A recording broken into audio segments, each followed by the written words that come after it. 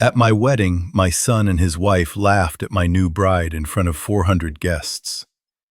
They called her a beggar. They called her a senile old woman who smelled like fertilizer. They mocked her cheap dress and told me I had finally lost my mind. My son Preston stood on the stage I built with my own hands and turned the happiest day of my life into a comedy show for his rich friends. He thought I was weak. He thought I was just a retired carpenter who did not understand how the world worked anymore. He did not know that the woman standing next to me in that $20 dress was not just a gardener.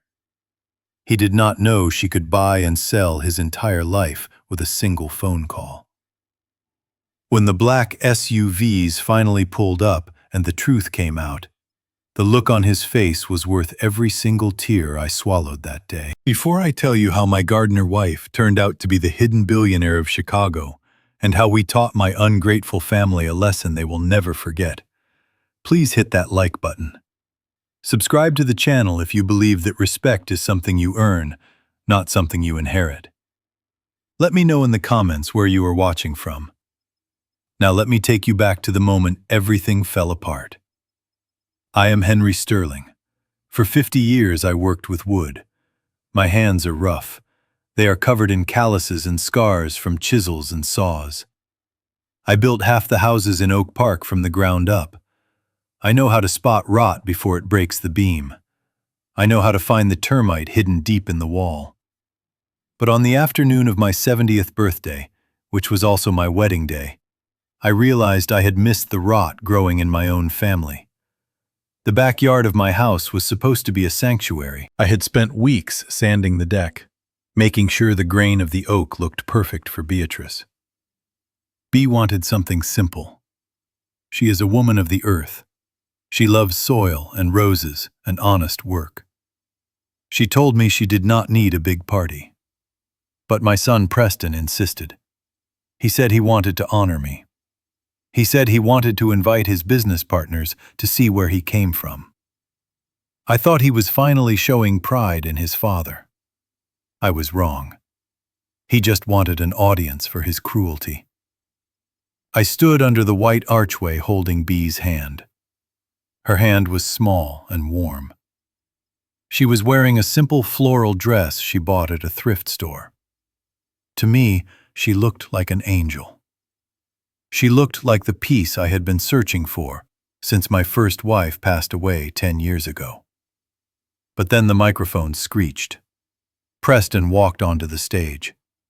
He was wearing a suit that cost more than my first truck. He held a glass of champagne and his eyes were glassy. He was not drunk on alcohol. He was drunk on arrogance. The crowd went silent. These were his friends. Bankers, investors, people who never held a hammer in their lives. Preston tapped the microphone and smiled. It was not a warm smile. It was the smile of a shark. He said, "Welcome, everyone. We are gathered here today to celebrate the fact that my father Henry has finally decided to get a live-in nurse." The crowd erupted in laughter.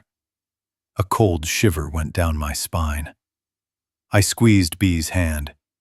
She did not flinch. She just stared straight ahead with a calmness that I could not understand. Preston continued. He pointed his glass at us. He said, "Look at them, folks. True love is beautiful, isn't it? Or maybe it is just desperation. Dad, I know you are lonely. But did you have to pick someone who looks like she just finished mowing the lawn?" The laughter got louder. My chest tightened. I wanted to scream. I wanted to tell him that while he was busy gambling away his money on crypto and fancy cars, Bea and I were volunteering at the soup kitchen. I wanted to tell him that Bea listened to me when I talked about the old days, while he never answered my calls unless he needed money. Then his wife Tiffany stepped up. Tiffany used to be a model. She is beautiful on the outside, but inside she is hollow. She walked over to us holding a slice of wedding cake. She looked at B's dress with a sneer that could cut glass. Tiffany said, "Oh, honey, I am so sorry. I think you have a little dirt on your dress. Or is that just the pattern? It is hard to tell with these vintage fabrics. Is this from the Salvation Army collection?" Before I could react, Tiffany pretended to trip. It was a bad performance. She lunged forward and the slice of cake with heavy blue frosting smeared right across the front of B's chest. A gasp went through the crowd, but then the giggling started. Tiffany put her hand over her mouth in mock surprise. She said, "Oops, my clumsy feet. But do not worry, B. That dress could not have cost more than $5. I will write you a check for 10. Go buy yourself 2 of them." That was the moment. The blood rushed to my ears. I felt the same rage I used to feel when a piece of expensive wood would split because of a hidden knot. I took a step forward. My fists were clenched. I am 70 years old, but I am strong. I could have snapped Preston in half. I could have thrown Tiffany out of the house right there. But B stopped me. She did not yell. She did not cry. She simply placed her small hand on my forearm. Her grip was surprisingly strong. She looked up at me and whispered 2 words. "Not yet." I looked at her. Her dress was ruined. The blue frosting was staining the fabric. But her head was high. She took a napkin and calmly wiped the frosting from her collar. She looked at Tiffany, and then she looked at Preston. She did not look angry. She looked like a judge looking at a criminal. B turned to the crowd. The silence was heavy. Everyone was waiting for the old lady to cry. Everyone was waiting for the scene. Instead, B smiled. It was a terrifyingly polite smile. She said, "Thank you for the cake, Tiffany. It is very sweet. Almost as sweet as the irony of this moment." Preston laughed nervously. He shouted into the microphone, "Okay, folks, let's get back to the party. The old man needs a nap, and his lady needs a shower. DJ, play some music." The music blasted. The moment passed. But the damage was done. My heart was broken. I looked at my son, and I realized I did not know him. I had raised a monster. I had worked 18-hour days sanding floors and framing roofs to pay for his college tuition. I had sacrificed my back and my knees so he could sit in an air-conditioned office. And this was my repayment? I walked B into the house to help her clean up. The noise of the party outside sounded like an insult. Inside the kitchen, I grabbed a towel and soaked it in warm water. My hands were shaking. I started to wipe the frosting off her dress. I felt tears stinging my eyes. I said, "I am so sorry, B. I will kick them out. I will tell them to leave right now. This is my house. They have no right to treat you like this." B took the towel from my hand. She touched my cheek. Her skin was rough like mine, the skin of a worker. She said, "Henry, listen to me. Do not kick them out. Not yet. Let them stay. Let them think they have won." I asked her why. Why would we suffer this? B walked over to the window. She looked out at Preston, who was smoking a cigar and laughing with his friends. She reached into her old, worn-out purse. I thought she was getting a handkerchief. Instead, she pulled out a phone. It was not the cheap flip phone she usually carried. It was a sleek, black satellite phone, the kind I had only seen in movies. She dialed a number. She did not look at the buttons. She spoke in French. It was fluent and rapid. I did not understand the words, but I understood the tone.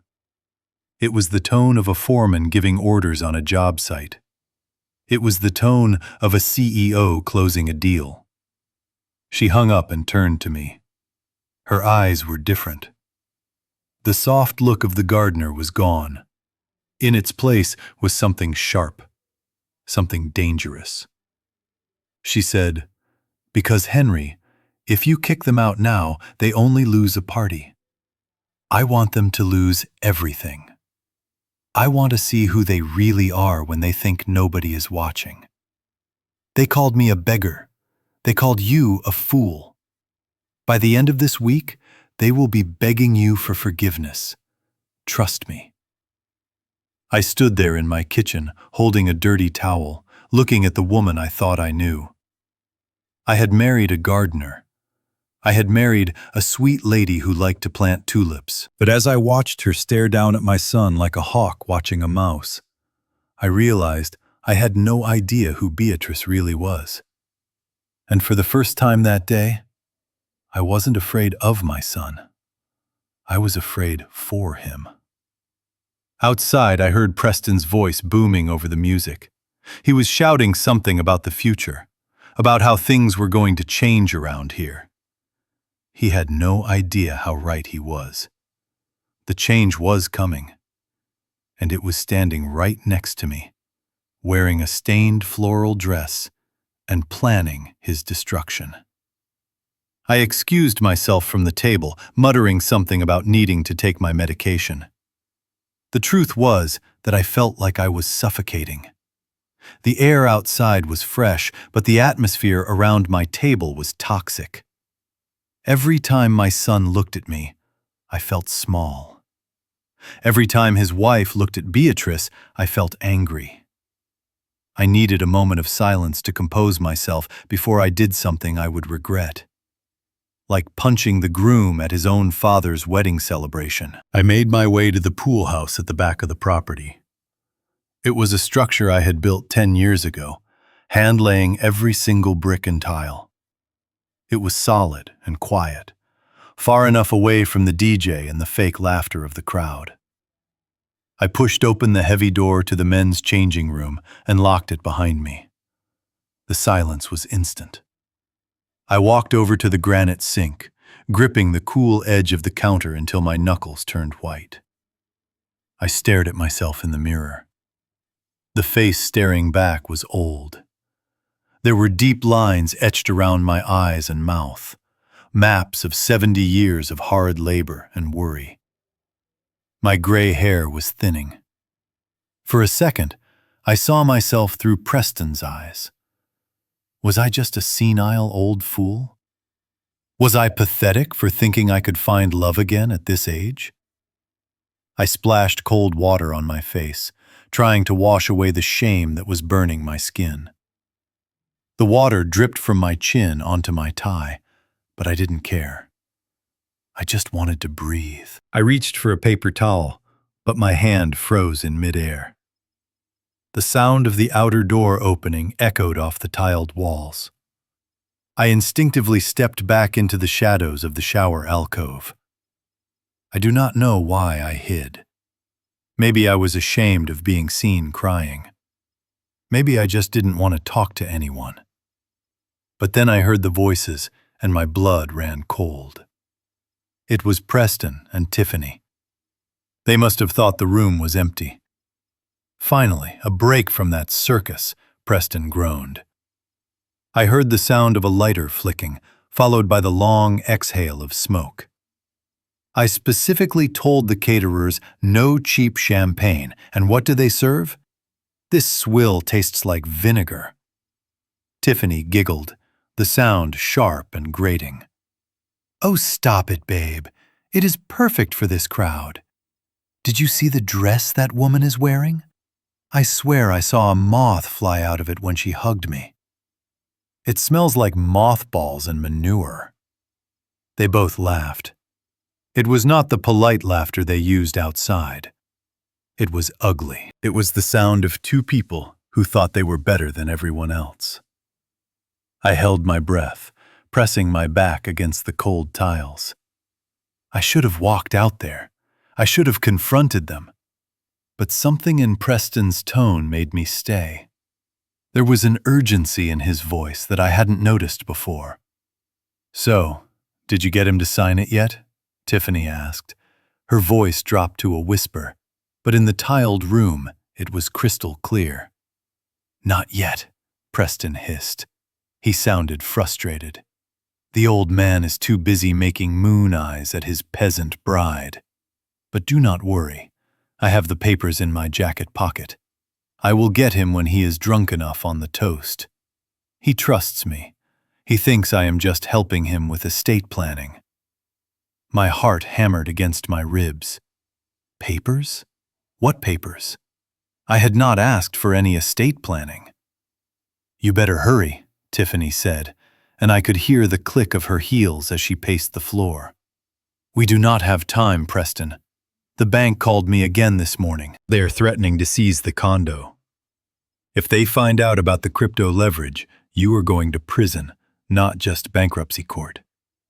"Shut up, I know," Preston snapped. His voice was full of panic now. "That is why we need this house. This place is sitting on a gold mine. 4 acres in Oak Park? The land alone is worth $3 million. We get him to sign the power of attorney today, declaring him mentally incompetent due to his age, and we can list the property by Monday morning." I felt like I had been punched in the gut. I had to cover my mouth to stop a gasp from escaping. They were not just here to mock me. They were here to steal from me. Preston, my own son, the boy I taught to ride a bike, the boy I sat up with when he had the flu, was planning to declare me insane so he could sell my home. "But what about the old woman?" Tiffany asked. "She is legally his wife now. Won't she put up a fight?" Preston let out a cruel, dismissive snort. "Her? Please. She is a nobody. She is a broke gardener looking for a meal ticket. Once I have power of attorney, I will give her $5,000 and a bus ticket back to whatever trailer park she crawled out of. If she refuses, I will threaten to sue her for elder abuse. Who are the courts going to believe? A successful investment banker or a woman wearing a $20 dress?" They laughed again. This time, they were toasting to my destruction. They were celebrating the end of my life as I knew it. They were carving up my carcass before I was even dead. I stood there in the dark, tears streaming down my face.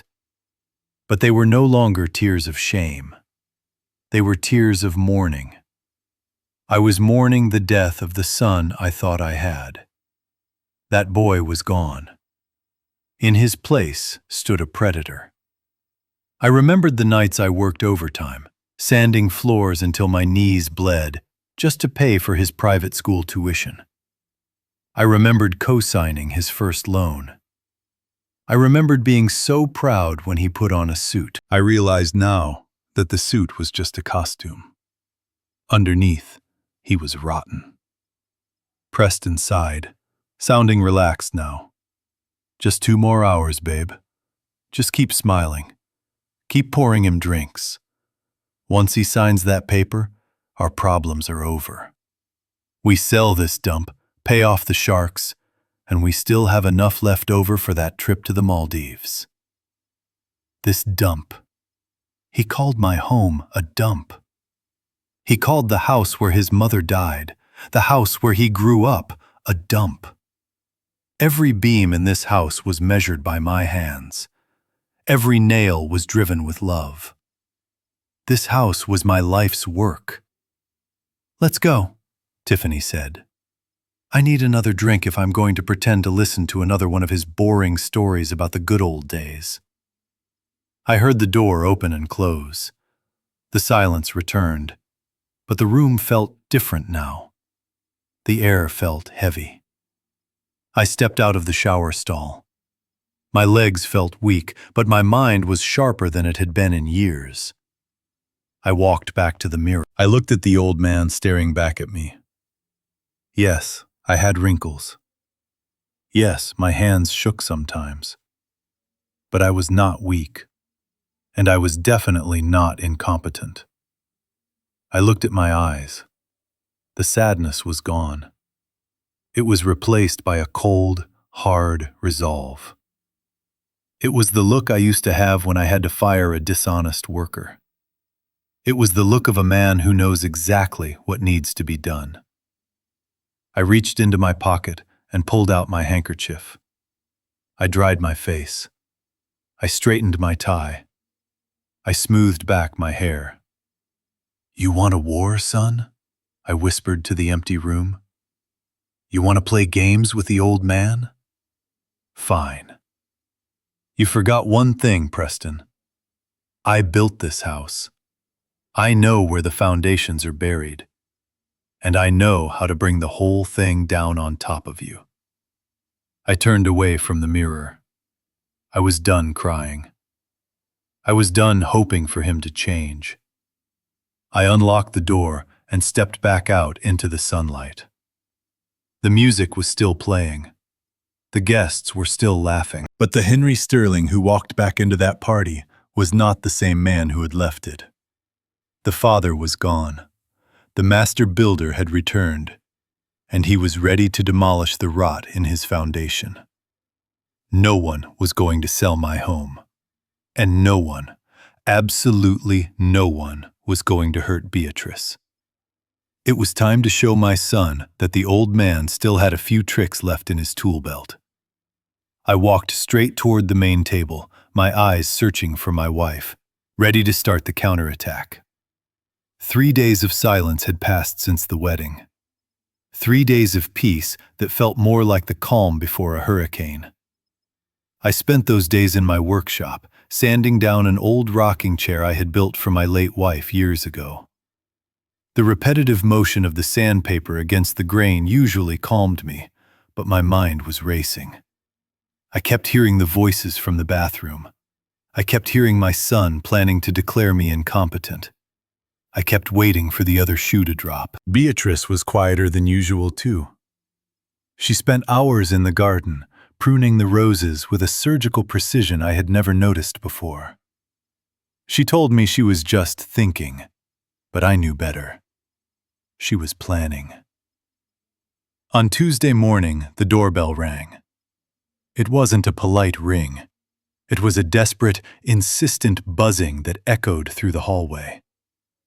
I wiped the sawdust from my hands and walked to the front door.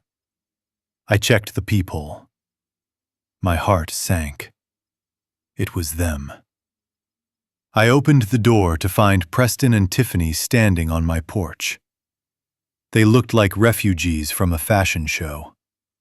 Surrounding them were 6 massive suitcases, the expensive kind with the monogrammed leather that cost more than my first car. Preston looked terrible. His eyes were red, his shirt was untucked, and he had the stubble of a man who hadn't slept. For a second, just a split second, the father in me wanted to reach out. But then I remembered the bathroom. I remembered the word dump. I remembered the plan to sell my home. I stood in the doorway, blocking the entrance. I did not invite them in. I simply asked what they were doing here. Preston dropped to his knees. It was a theatrical drop, the kind you see in bad soap operas. He grabbed my hand, his palms sweaty. He said, "Dad, oh God, Dad, it is a disaster. We have lost everything." I looked at Tiffany. She was wearing sunglasses big enough to cover half her face, and she was dabbing at her eyes with a silk handkerchief. She looked like she was waiting for a photographer to snap a picture of her grief. I asked them what happened. I kept my voice flat. I did not offer comfort. I just wanted the facts. Preston looked up at me, tears streaming down his face. He said it was the penthouse. The main water line burst in the middle of the night. It was like a tsunami, Dad. The floors are ruined. The furniture is destroyed.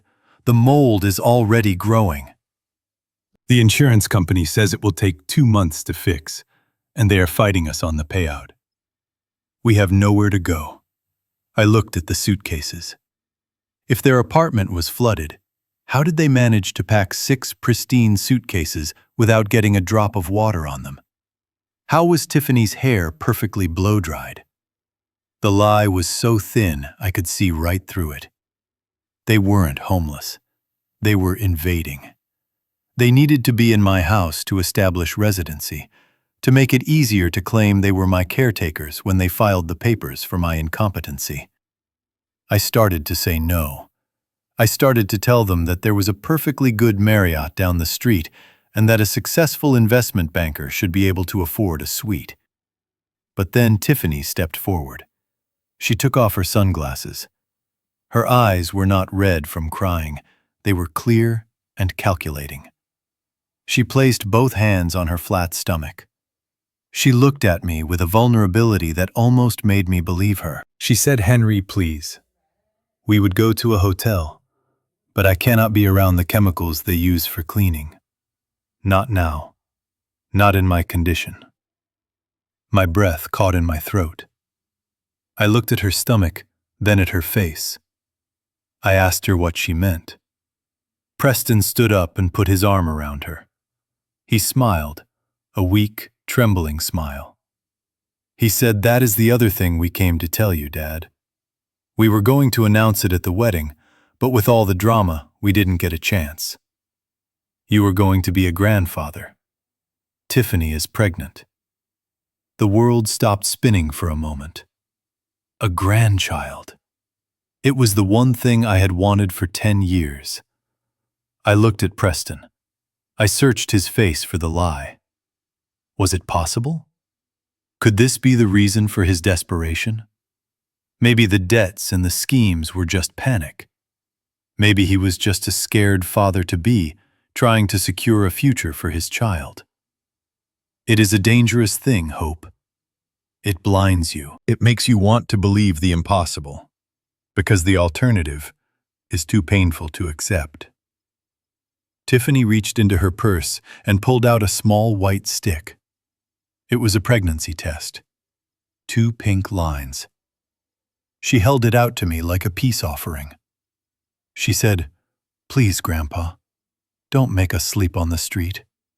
Not for us, but for the baby." I stared at the plastic stick. I didn't know then that you can buy fake positive pregnancy tests online for $20. I didn't know that this was a standard trick used by con artists to gain sympathy. All I saw was a chance at redemption. All I saw was a future where my name didn't end with me. My resolve began to crack. I looked at the empty guest rooms upstairs. I looked at the large kitchen that used to be filled with noise when Preston was a boy. Maybe I was wrong. Maybe I had misunderstood the conversation in the bathroom. Maybe they were just venting. Then I felt a hand on my shoulder. It was Beatrice. She had come up behind me silently. She looked at Preston and Tiffany. She looked at the suitcases. She looked at the pregnancy test. Preston stiffened. He looked at Bea with pure disgust, but he quickly hid it behind a mask of politeness. He said, "Hello, Beatrice. Look, I know we got off on the wrong foot, but we are family. We need help." I waited for Bea to kick them out. She knew everything. I had told her about the bathroom conversation. She knew they hated her. She knew they were here to destroy us. I expected her to call security. I expected her to laugh in their faces. Instead, Bea smiled. It was that soft, gentle smile that had made me fall in love with her. She squeezed my shoulder. She said, "Henry, look at them. They are children, and they are carrying a child. You cannot turn them away." I looked at her, confused. I whispered to her, asking if she was sure. I reminded her that they were dangerous. She leaned in close to my ear, so close that her lips brushed my skin. She whispered, Let them in, Henry. It is easier to catch a snake when it is in the cage than when it is hiding in the grass. Trust me. Let them stay. Her words sent a shiver down my spine. She wasn't showing mercy. She was setting a trap. She wanted them close. She wanted them to feel safe. She wanted them to make a mistake. I turned back to my son. I took a deep breath. I told them they could stay. I told them the guest wing was open, but there were rules. No loud parties, no disrespecting Beatrice, and they had to help around the house. Preston let out a breath he had been holding. He lunged forward and hugged me. He smelled of expensive cologne and stale tobacco. He said, "Thank you, Dad. You won't regret this. I promise. I am going to be the son you deserve." He pulled away and grabbed 2 of the suitcases. He motioned for Tiffany to follow him. He said, "Come on, honey. Let's get you out of this heat. It is not good for the baby." As they walked past me into the foyer, entering the sanctuary of my home, I watched them closely. Preston thought I wasn't looking. He thought I was distracted by Bea. As he passed Tiffany, he nudged her with his elbow. He looked at her and winked. It wasn't a loving wink. It was the wink of a salesman who just closed a deal with a gullible idiot. It was a wink that said, "We got him." That wink sealed his fate. The last tiny shred of doubt I had, the last hope that maybe he truly needed help, evaporated instantly. He wasn't here to heal our relationship. He was here to bury me. I closed the front door. The heavy thud sounded like the door of a prison cell slamming shut. But they didn't realize that they weren't the wardens in this prison. They were the inmates.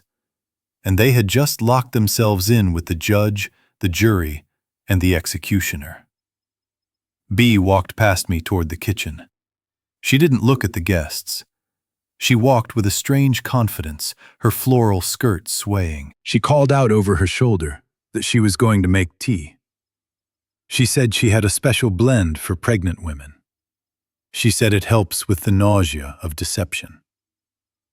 I stood alone in the hallway, listening to the wheels of the suitcases rolling over the hardwood floors I had installed 30 years ago. The sound was like thunder rolling in the distance. The enemy was inside the gates. The war had officially begun.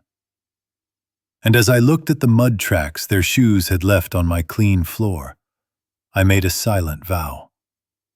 By the time they left this house, they would wish they had never knocked on my door.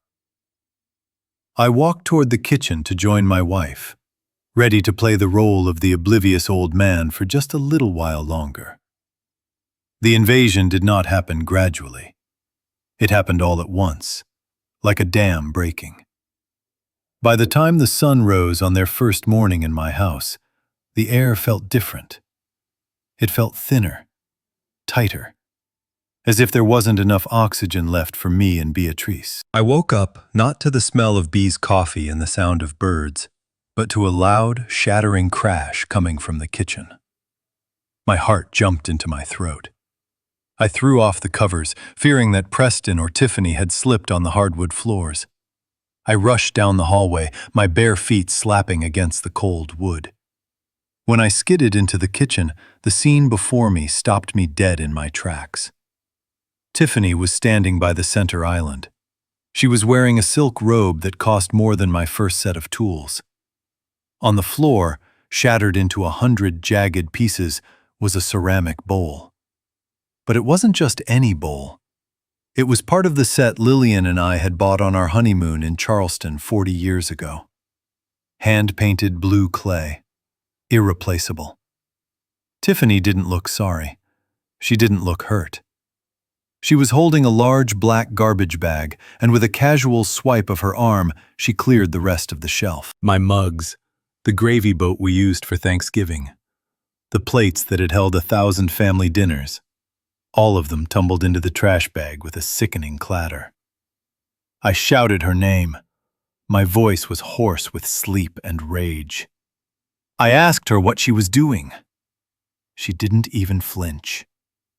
She looked at me over her shoulder, her eyes dull and bored. She said, "Oh, good morning, Henry. I am just doing a little decluttering.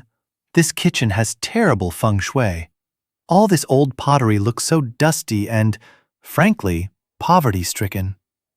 I need space for my juicer and my organic supplement powders." I walked over and grabbed the bag from her hand. My hands were shaking. I looked inside. It was a graveyard of my memories. Every chip in those plates had a story. Every stain was a memory of a meal shared with people I loved. And she called it poverty. I told her to stop. I told her she had no right to touch my things. She sighed, a long, exaggerated sound of annoyance. She said, "Preston told me you were a hoarder. Henry, listen to me. Out with the old, in with the new. You want this baby to grow up in a fresh environment, don't you? Old things carry old bacteria. You should thank me." I wanted to throw her out. I wanted to drag her and her 6 suitcases to the curb, but then I saw Preston standing in the doorway, leaning against the frame, drinking coffee from a paper cup, because apparently my mugs weren't good enough for him either. He was watching me. He was waiting for me to explode. He was waiting for the proof that I was unstable, that I was an angry old man who couldn't handle change. I swallowed the scream that was building in my chest. I remembered B's words. Let them think they have won. I carefully set the bag down. I picked up one surviving saucer from the counter. I held it tight, feeling the cool ceramic against my palm. I told her, "Fine, but do not touch the rest of the house." I retreated. It was a cowardly move, or so it felt. I walked away from the kitchen, clutching that saucer like a lifeline. I needed a sanctuary. I needed a place where I was still the master of my domain. I headed for my study at the end of the hall. That room was my holy ground. It was where I drew the blueprints for this house. It was where I kept my drafting table, my books on architecture, and my collection of antique levels. It was the one place that still smelled like cedar and tobacco, the smell of my life. But when I reached the door, I couldn't open it. There was a strange humming sound coming from inside. I pushed the handle, and the door swung open to reveal a nightmare. My heavy oak desk, the desk I had built with my own hands from a fallen tree on this property, was gone. Or rather, it was buried. It was covered in ring lights, tripods, and piles of clothes. My drafting chair was pushed into the corner, used as a rack for bright neon spandex outfits. The bookshelves, which held my first editions and my photo albums, were now draped with green fabric. Tiffany was not in there, but her presence was everywhere. She had turned my study, my quiet place of reflection, into a studio for selling cheap clothes on the internet. I walked over to the corner. My blueprints, the original drawings of the Oak Park Library I helped build in the 80s, were on the floor. There was a shoe print, a high heel mark, right in the center of the drawing. I felt a hand on my back. It was Preston. He had followed me. He said, "Yeah, sorry about that, Dad. Tiffany needs a workspace. Her online boutique is really taking off, and the lighting in here is the best in the house. Plus, let's be honest, you haven't used this room for work in years. You are retired. You don't need an office to nap in." I looked at the shoe print on my life's work. I looked at my son. He didn't see a study. He saw wasted square footage. He didn't see my legacy. He saw real estate. I asked him why he didn't ask me first. He shrugged. He said, "We figured you wouldn't mind helping the family. Unless, of course, you don't want Tiffany to succeed. Unless you don't want to support your grandchild." There it was again. The baby card. The weapon they used to silence every objection. I walked out of the study. I couldn't look at it. I felt like a stranger in my own home. I felt like a ghost haunting a house that already belonged to someone else. I went to the living room to sit down, to just watch the news and try to calm my racing heart. I picked up the remote control. I pressed the power button. Nothing happened. I pressed it again. The screen remained black. I walked over to the thermostat on the wall because the house felt suddenly freezing. I tried to adjust the temperature. The digital screen flashed red. Locked. Enter PIN. I stared at the screen. I had never put a pin on my thermostat. I heard a chuckle behind me. Preston was sitting on the sofa, typing on his phone. He didn't even look up. He said, "Oh, don't bother with that, Dad. I upgraded the system this morning. I installed the new smart home hub. Everything is controlled by the app now. The TV, the lights, the heat, the locks." I asked him for the password. He finally looked up, and his smile was patronizing, the kind of smile you give a toddler who asks to drive the car. He said, "Dad, come on. It is too complicated. You will just mess up the settings again. Remember when you accidentally recorded that Spanish soap opera instead of the news? Technology just isn't your friend anymore." I told him I was perfectly capable of using a thermostat. He shook his head. He said, "It is for your own good. We don't want you turning the heat up to 90 degrees and burning the house down. You know how forgetful you are getting. If you need something changed, just ask me or Tiffany. We will handle it." I stood there, shivering in my own living room. It wasn't just about the heat. It was about control. He had stripped me of my ability to regulate my own environment. He had taken my plates, he had taken my workspace, and now he had taken the very air I breathed. I looked around the room. The router lights were blinking green, but I knew if I tried to connect my old laptop, the password would be changed. I was offline. I was disconnected. I was isolated. Beatrice walked into the room then. She was carrying 2 mugs of tea. She saw me standing by the thermostat, my shoulders slumped. She saw Preston smirking on the couch. She walked over to me and handed me a mug. Her fingers brushed mine, warm and steady. She didn't say a word to Preston. She just looked at the thermostat, then looked at me. Her eyes were clear. "Patience," they said. "Let him build his walls. Walls can be torn down." I took the tea. It was hot. It was real.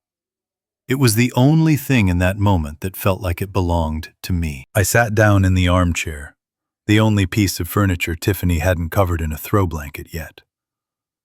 I sipped the tea and watched my son scrolling on his phone, controlling my lights, controlling my locks, thinking he controlled me.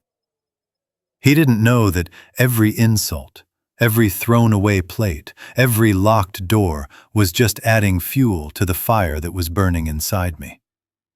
He thought he was taking over territory. He didn't realize he was walking into a minefield.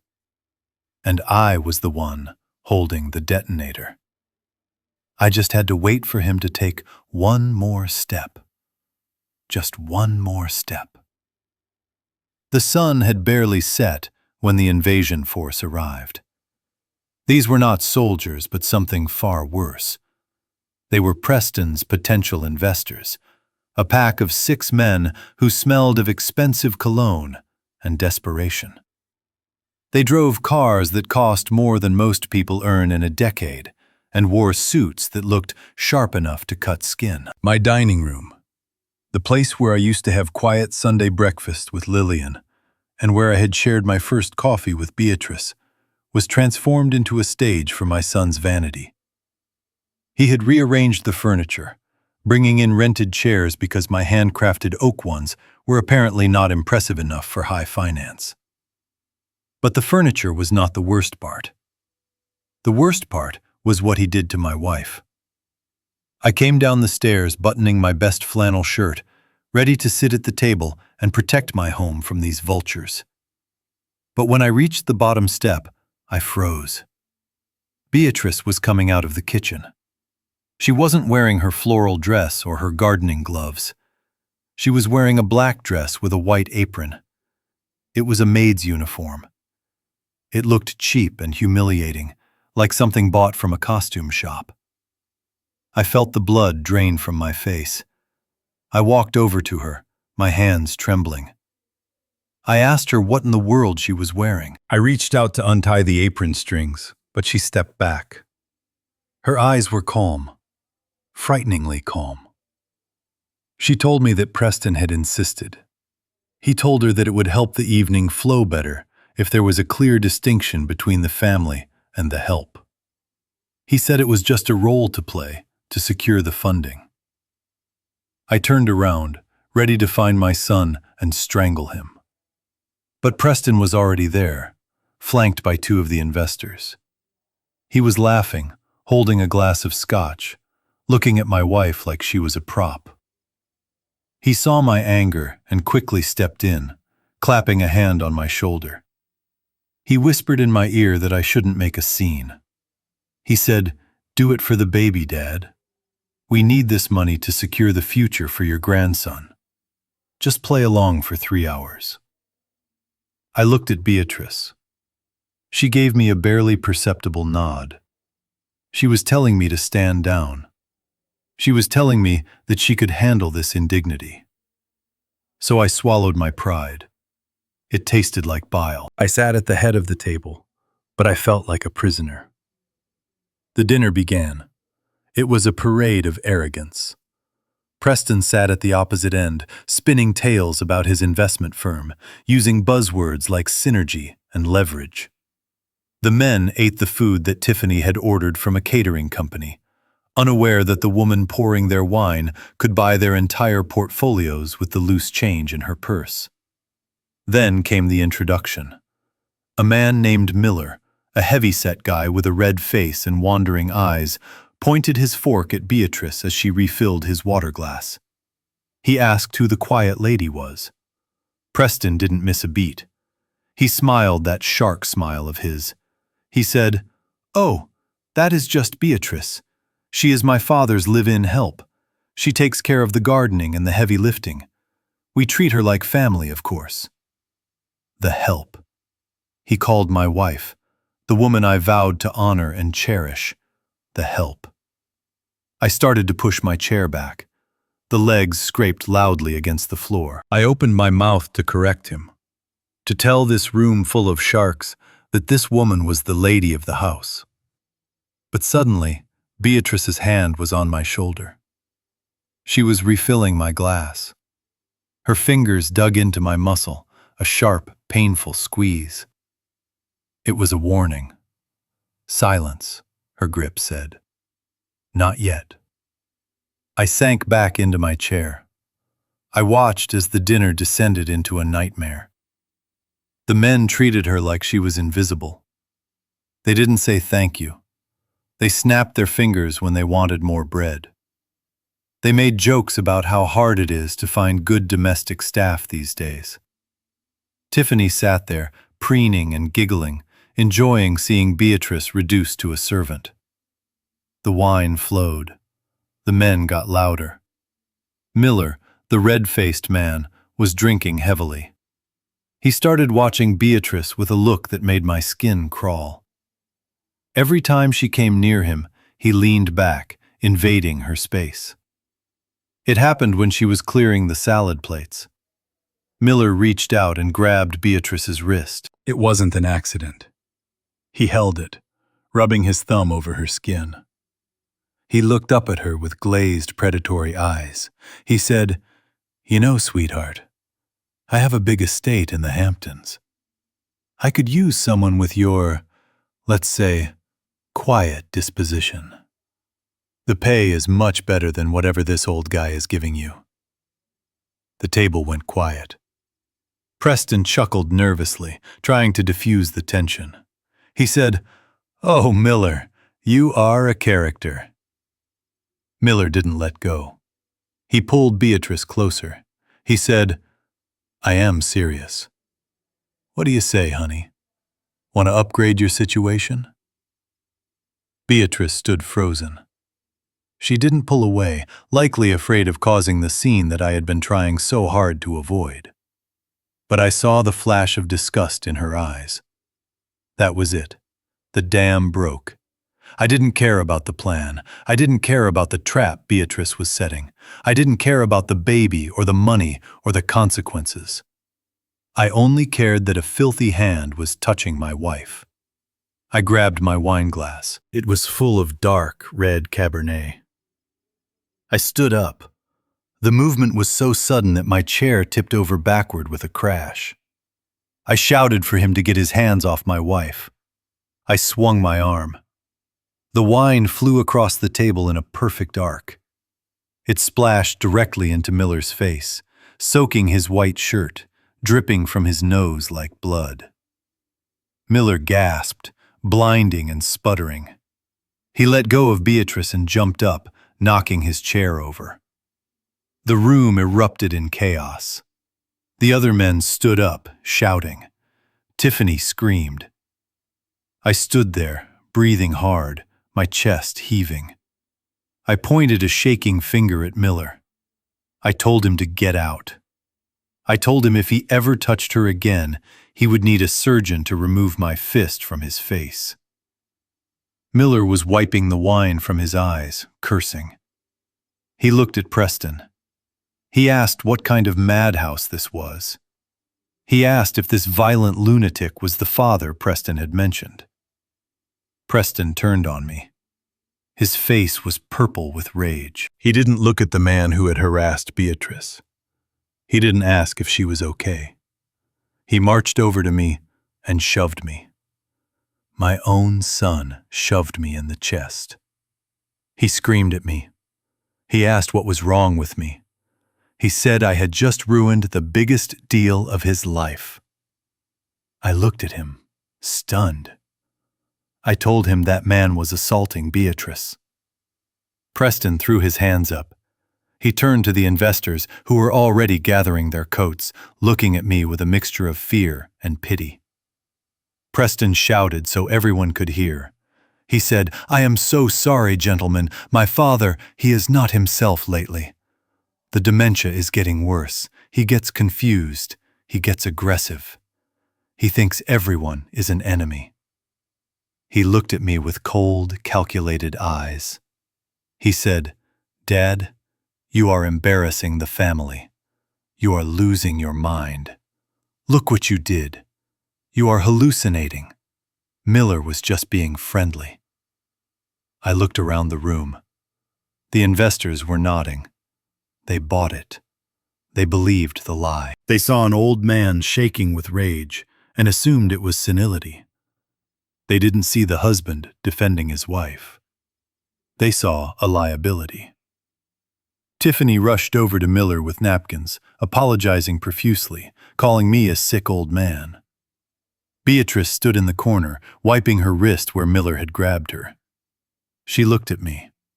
There was sorrow in her eyes, but also pride. Preston grabbed my arm. His grip was painful. He hissed in my ear that this was the last straw. He said I had proven that I couldn't be trusted in polite society. He said I needed supervision. As the investors filed out, muttering about lawsuits and crazy old men, I realized what I had done.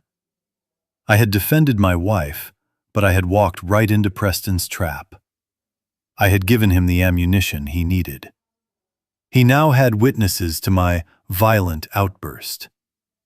But as I looked at the red wine staining the white tablecloth, looking like a battlefield, I realized I didn't regret it. Not for a second. Let them think I was crazy. Let them think I was senile. Because a man who won't stand up for his wife is already dead. And I was very much alive. I shook off Preston's hand and walked over to Beatrice. I took the apron off her. I threw it on the floor. I told her loud enough for Preston to hear that she would never wear that again. Not in my house. Preston slammed the front door shut as the last car drove away. He turned to me, his eyes blazing. He said, "You are going to pay for this, Dad. You just cost me millions. You are going to sign those papers tomorrow, or I will have you committed for public endangerment." I stared him down. I told him to try it. I didn't know then that the papers were already drawn up. I didn't know that the next 24 hours would be the fight of my life. But as I walked Beatrice up the stairs, leaving my son fuming in the dining room, I knew the time for hiding was over. The war was no longer cold. It was hot, and it was burning the house down. The next morning, the house was blissfully quiet. Preston and Tiffany had left early for a brunch in the city, something about meeting a potential angel investor for Tiffany's clothing line. They left in a cloud of perfume and arrogance, assuming I was still asleep in my room. Or perhaps they just didn't care if I was awake. To them, I was just a piece of furniture that breathed, something to be maneuvered around until it could be discarded. As soon as I heard the heavy thud of Preston's car door closing and the engine fading down the driveway, I moved. I didn't go to the kitchen for coffee. I went straight to the room that used to be my sanctuary, the study they had turned into a warehouse for cheap spandex. I wasn't looking for my desk or my books this time. I was looking for paper. I had noticed something the day before when Tiffany was ranting about the cleaning lady. She had been shredding documents. Not just junk mail, but letters that looked official. I remembered the distinct red lettering on one of the envelopes she had tossed into the recycling bin before she realized I was watching. I walked into the room. It smelled of stale hairspray and desperation. I went straight to the large silver trash can in the corner. My heart was pounding in my chest, a rhythmic thumping that reminded me of a hammer hitting a nail. I felt like a thief in my own home, rummaging through garbage to find the truth about my own life. The bin was mostly filled with fabric scraps and empty Starbucks cups, but at the bottom, buried under a pile of packing slips, I found them. They were crumpled balls of paper, smoothed out and torn in places, but legible enough. I uncrumpled the first one. It was a statement from a credit card company. Platinum Elite Rewards. I didn't have a platinum card. I had a simple debit card and one credit card with a low limit that I used for emergencies and hardware store runs. I looked at the name at the top. Henry Sterling. I adjusted my glasses, hoping I was misreading it. But the name was clear. I looked at the account summary. The balance due was staggering. $50,000. I felt the blood drain from my face. $50,000. That was more money than I spent in 3 years. I scanned the transaction history. It was a roadmap of their greed. Luxury hotels in Las Vegas, high-end jewelry stores on Michigan Avenue, online gambling sites, crypto exchange transfers. They had opened a credit card in my name. My hands were shaking so badly I almost dropped the paper. This wasn't just disrespect. This wasn't just bad behavior. This was a felony. This was identity theft. My son, the boy I had taught to always return a found wallet, had stolen my identity to fund a lifestyle he couldn't afford. I dug deeper into the trash. I found another letter. This one was from a different bank. Final notice. Overdue. We will be contacting a collection agency. I felt sick. Physically sick. I sat down on the floor, surrounded by Tiffany's inventory, holding the evidence of my financial ruin. They were destroying my credit score. They were burying me in debt that would take the rest of my life to pay off. And the worst part was, they were doing it while smiling at me over the dinner table. I needed to be sure. Maybe there was a mistake. Maybe it was a joint account I had forgotten about, though I knew that was impossible. I grabbed my phone and dialed the customer service number on the back of the crumpled statement. The automated voice was cheerful, a stark contrast to the dread in my stomach. I navigated the menu, my fingers fumbling over the keypad.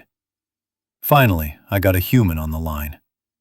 I told the representative my name. I told him I was holding a statement for an account I never opened.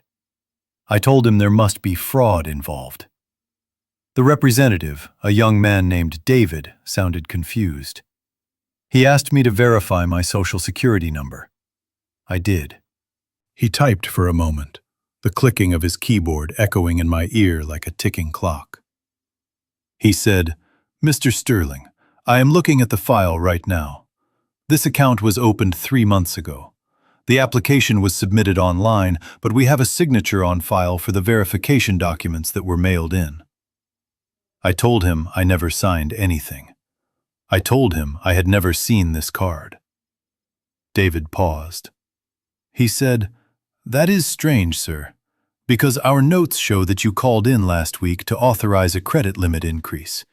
You spoke to my supervisor. You answered all the security questions correctly. Your mother's maiden name, your first pet, the high school you attended." The room spun.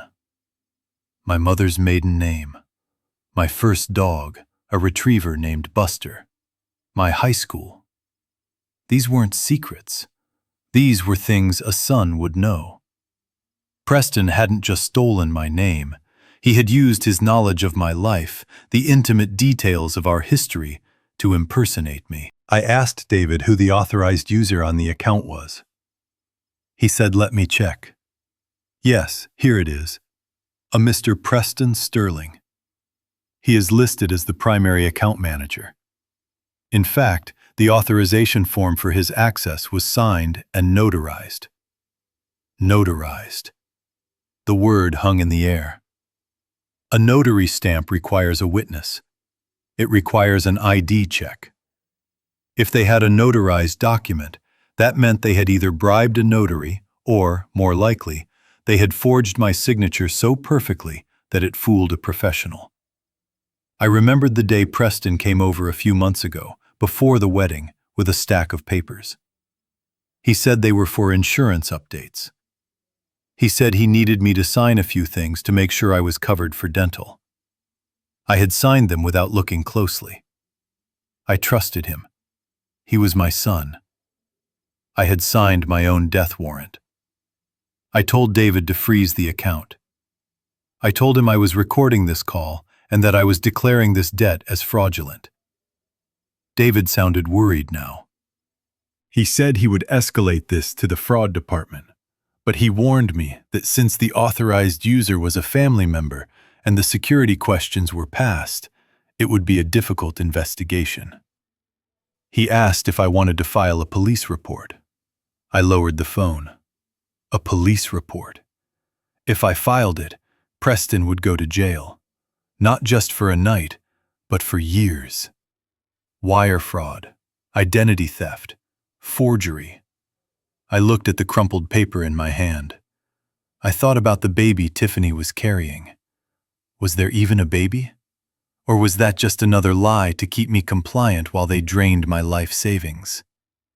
The suspicion that had been gnawing at me for days suddenly transformed into something else.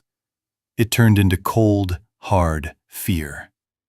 If they were willing to steal $50,000, if they were willing to forge legal documents, what else were they willing to do? I remembered the medicine Tiffany gave me every night. I remembered how insistent Preston was about the power of attorney papers. They weren't just waiting for me to die. They were accelerating the process.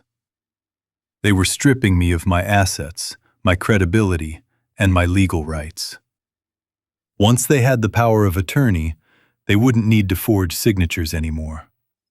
They could legally sell the house, empty my retirement accounts, and dump me in a state-run facility where no one would listen to a senile old man. I hung up the phone. I didn't file the police report. Not yet. Beatrice was right. If I called the police now, Preston would claim I was confused. He would show the papers I had signed blindly. He would claim he was managing my finances because I was mentally slipping. It would be his word against mine, and he had the patience of a saint, while I had the temper of a madman, as proven at the dinner party. I needed more. I needed undeniable proof. I folded the credit card statement carefully and put it in my pocket. I looked around the room. It didn't look like a messy studio anymore. It looked like a crime scene.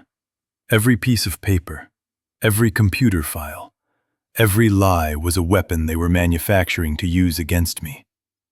I stood up. My knees popped, but my legs felt steady. The fear was still there, but it was being pushed down by a survival instinct I hadn't felt since I was working on high-rise scaffolding in the windy winters of Chicago.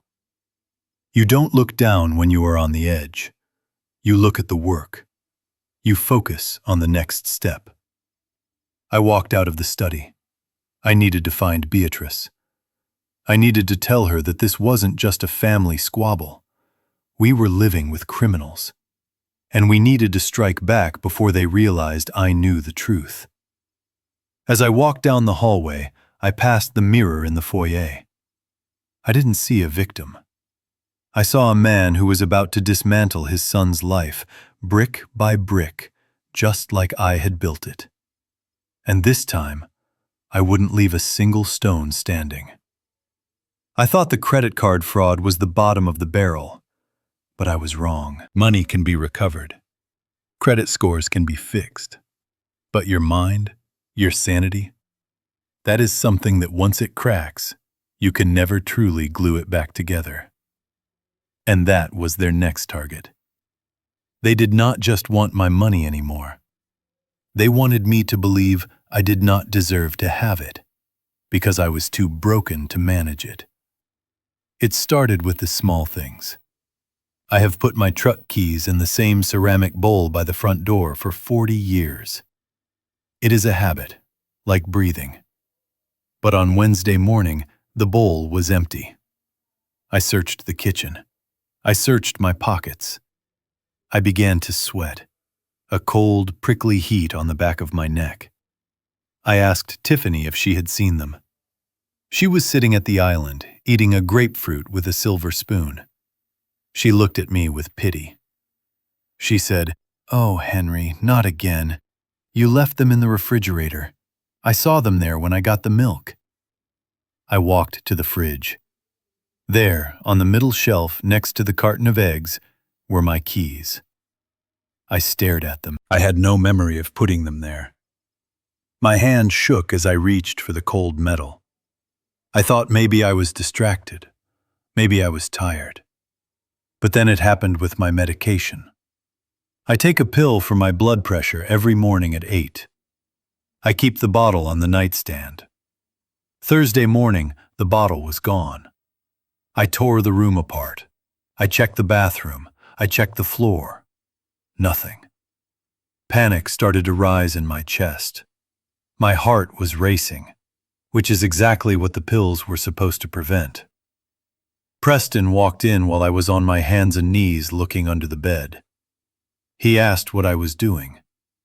When I told him, he sighed. It was a long, heavy sigh of a burdened caregiver. He walked straight to the bathroom, opened the medicine cabinet, and pointed to the top shelf. He said, "They are right here, Dad.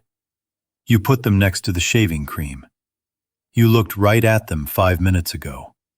Don't you remember?" I looked at the bottle. I could have sworn I checked that shelf. I felt a wave of dizziness.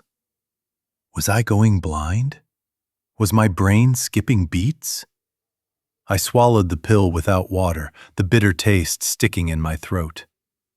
I looked at my son, and for the first time, I felt a deep, terrifying vulnerability. I asked him if I was getting bad. He didn't answer. He just patted my shoulder and walked away, leaving the heavy silence to answer for him. By Friday afternoon, the house felt like a maze I couldn't navigate. The clocks seemed wrong. I would look at the microwave and it would say noon, but the grandfather clock in the hall would chime 2. I would wake up from a nap thinking it was dawn, only to find out it was dusk. I felt unmoored in time. I felt like the foundation of my reality was shifting sand. Then came the final blow. Preston came into the living room where I was staring at the television, afraid to touch the remote in case I broke something else. He had a man with him. The man was young, wearing a suit that was a little too shiny and a tie that was a little too loud. He was carrying a leather briefcase. Preston turned off the TV. He sat down on the coffee table right in front of me, invading my personal space. He said, "Dad, Tiffany and I are worried. The keys, the pills, the outbursts at dinner. We think it is time to get a professional opinion. This is Dr. Lowe. He is a specialist in geriatric cognitive decline. He is doing a house call as a favor to me." I looked at Dr. Lowe. He didn't look like a doctor. He looked like the guy Preston used to play poker with in the garage years ago. He smelled faintly of peppermint and stale beer.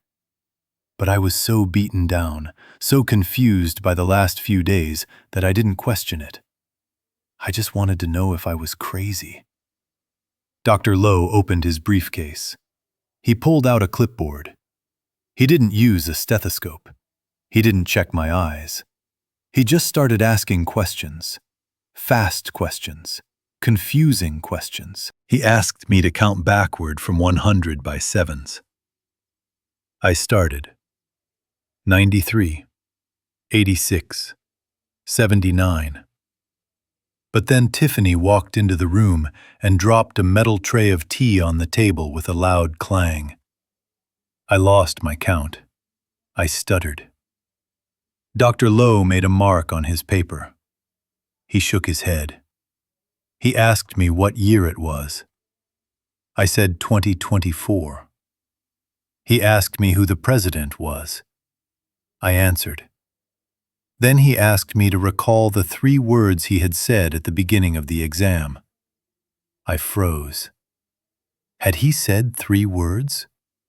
I couldn't remember. I racked my brain. Apple? Table? Penny? I looked at Preston. He was staring at the floor, shaking his head. I whispered that I didn't know. Dr. Lowe put his pen down. He looked at Preston, not me.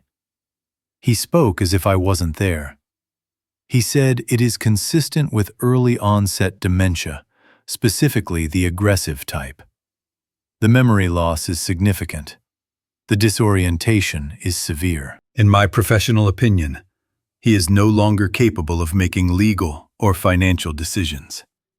He needs a guardian. Immediately. The room spun. Dementia. The word hung in the air like a death sentence. I looked at my hands. They were the same hands that could frame a roof to within a millimeter. They were the same hands that could feel the difference between oak and pine with a single touch. But now, according to this man, the brain controlling them was rotting. Preston covered his face with his hands. He made a sound like he was crying. He said, "Oh God." I knew it. I tried to deny it, but I knew it. "Okay, doctor. Thank you. I will take the burden. I am his only son. I will handle the power of attorney. I just want him to be safe." He looked at me with tears in his eyes. He said, "Don't worry, Dad. I will take care of everything. You won't have to worry about bills or the house or anything ever again. Just sign the papers and you can rest. You can just rest. I felt a tear slide down my cheek. I was broken. They had won. I was just an old man who lost his keys in the fridge. I was a burden. I stood up, my legs feeling like lead. I told them I needed to lie down. I told them to leave the papers on the table. I walked past them. I walked past the smirk that Tiffany tried to hide behind her teacup. I walked past the doctor who was already checking his watch, probably eager to get his payment. I went to my bedroom and closed the door. I didn't turn on the light. I sat on the edge of the bed and stared at the wall. The darkness felt welcoming. If I was losing my mind, maybe the darkness was where I belonged. I thought about the credit card. Maybe I had opened it and forgotten. Maybe I had invited them to live here. Maybe I was the monster. The door creaked open. Soft footsteps crossed the floor. Beatrice sat down next to me. The mattress dipped under her weight. She didn't say anything at first. She just took my hand. Her hand was rough, warm, and real. I tried to pull away. I told her she should leave. I told her I was crazy. I told her she didn't want to be married to a vegetable. Beatrice didn't let go. She squeezed my hand harder. She leaned in close, her voice a fierce whisper in the dark. She said, "Look at me, Henry. Look at me right now." I turned to face her. Her eyes were adjusting to the gloom, shining with a light that cut through my fog. She said, "You are not crazy. You did not put your keys in the fridge. I watched Tiffany take them from the bowl while you were in the shower. I watched her put them next to the eggs." My breath hitched. I asked her what she meant. She continued, her voice steady and angry. "And your pills? Preston moved them. I saw him. And that clock in the hall? He turned the hands back 2 hours while you were napping. And that doctor? That isn't the doctor, Henry. That is Mickey. He used to fix transmissions at the shop on 4th Street. He lost his license for insurance fraud 3 years ago." I stared at her. The fog in my brain began to lift. The pieces started to click together. The confusion, the fear, the shame. It wasn't natural decay. It was manufactured. It was a script they had written, and they had forced me to play the lead role. I asked her why she didn't stop them. She touched my cheek. She said, "Because we needed them to think it worked. We needed them to bring in the fake doctor. We needed them to commit the fraud on record. That piece of paper Mickey just signed, that isn't a medical diagnosis. That is a confession. And I recorded the whole thing on the nanny cam I hid in the bookshelf." I felt a surge of emotion that I couldn't name. It was relief, rage, and love all mixed together. I wasn't losing my mind. I was being hunted. But I wasn't alone in the jungle. Beatrice kissed my forehead. She whispered, "You are saner than anyone in this house, Henry. You are the smartest man I know. Now wipe your eyes. Tomorrow is Friday. Tomorrow is the day they want you to sign. And tomorrow is the day we remind them who really owns this house." I took a deep breath. The air didn't feel thin anymore. It felt like oxygen. I squeezed my wife's hand back. I wasn't a senile old man. I was a carpenter. And I had a demolition job to do. The basement was cold, but it was the only place where the air felt clean. Down here, surrounded by the smell of sawdust and cedar, I was not a senile old man. I was Henry Sterling, master carpenter. I ran my hand over the workbench I had built 40 years ago. My tools were hanging on the pegboard exactly where they had always been. Preston and Tiffany had not touched this room yet. To them, it was just a dirty dungeon full of sharp objects and manual labor, things they despised. They did not know that down here, I possessed the weapons I needed to take back my life.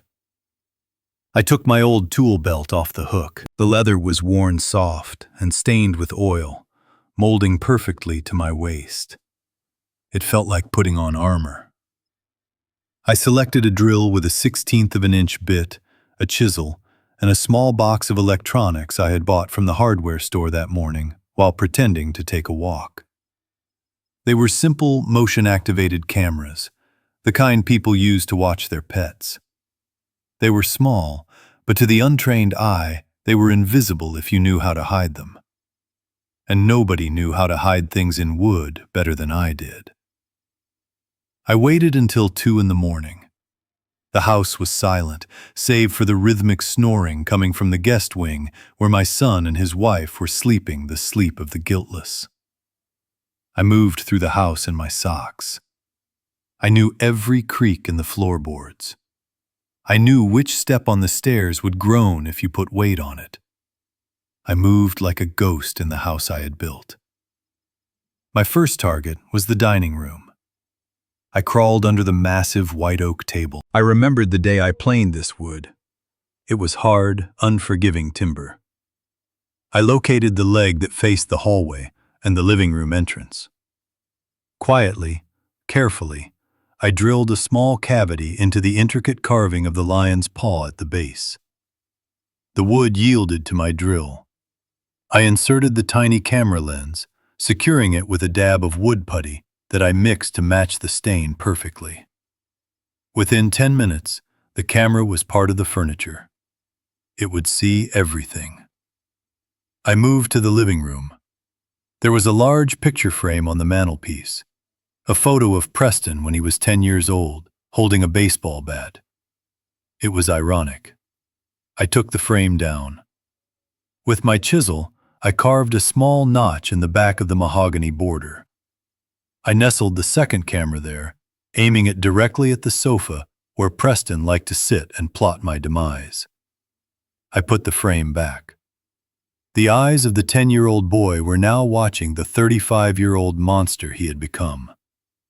I worked for 3 hours. I put eyes in the kitchen cabinets. I put ears in the hallway baseboards. My hands did not shake. My mind did not wander. I was focused. I was building a trap, and the craftsmanship had to be perfect.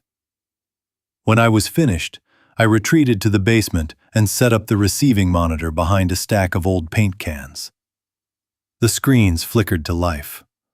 I saw the empty rooms in grainy black and white. My house was no longer just a home. It was a surveillance state. The next morning, the real test began. I was sitting in the kitchen, staring at my coffee, when Tiffany walked in. She was wearing a silk robe and that fake, bright smile that never reached her eyes. She held a small paper cup in her hand. "Good morning, Pop," she chirped. She called me Pop when she wanted to sound affectionate, but it sounded like an insult. "Time for your vitamins. And Preston says you need to take your relaxant. You were shouting in your sleep again last night." I wasn't shouting. I had slept soundly for the first time in days, knowing that the trap was set. But I nodded. I played the part. I made my hands tremble as I reached for the cup. Inside was a large, white pill. It wasn't a vitamin. It was the sedative they had been feeding me to make me foggy and compliant. I put the pill in my mouth. Tiffany watched me like a hawk. She stood there, arms crossed, waiting for the swallow. I moved the pill under my tongue, a trick I had learned from watching prison movies. I took a big gulp of water and swallowed the liquid loudly. I opened my mouth to show her it was empty, lifting my tongue just enough to hide the pill beneath it. "Good boy," she said. She actually patted my head. She treated me like a dog. "Now, why don't you go watch your shows? Preston and I have some business to discuss." I shuffled away, keeping my head down. As soon as I was in the bathroom, I spat the pill into a tissue. It was starting to dissolve, bitter and chemical. I flushed it down the toilet and watched it swirl away. My mind stayed clear. My anger stayed sharp. I went down to the basement, locking the door behind me. I turned on the monitor. The feed from the kitchen was crisp. I saw Preston enter the room. He kissed Tiffany. They didn't look like a couple in love. They looked like accomplices. I saw them talking, but then Preston left for a meeting. Tiffany was alone. I watched her roam the house. She wasn't doing chores. She wasn't resting her pregnant body. She was bored. I switched the camera view to the sunroom. This was Beatrice's sanctuary. It was filled with orchids she had been growing for years. Some of them were rare species that took months of care to bloom. They were her pride and joy. Tiffany walked into the sunroom. She was holding a bottle of bleach from the laundry room. My stomach tightened. I leaned closer to the screen. She walked over to the prize purple orchid, the one Beatrice had named after her mother. Tiffany looked at the flower. She didn't admire it. She sneered at it. She muttered something I couldn't hear, but I could read her lips. She said, "Disgusting." Then she tipped the bottle. I watched in horror as the thick, clear liquid poured into the soil. She didn't just pour a little. She drowned the roots. She moved to the next pot, and the next. She was methodically poisoning the things my wife loved most in the world. And then she laughed. It wasn't a loud laugh. It was a soft, cruel giggle. She was enjoying it. She was enjoying the destruction. She wasn't doing this for money. She wasn't doing this to secure a future for a baby. She was doing it because she was malicious. She hated Beatrice simply for existing. She hated the beauty that Beatrice created because she was incapable of creating anything beautiful herself. I hit the record button. The hard drive hummed as it saved the file.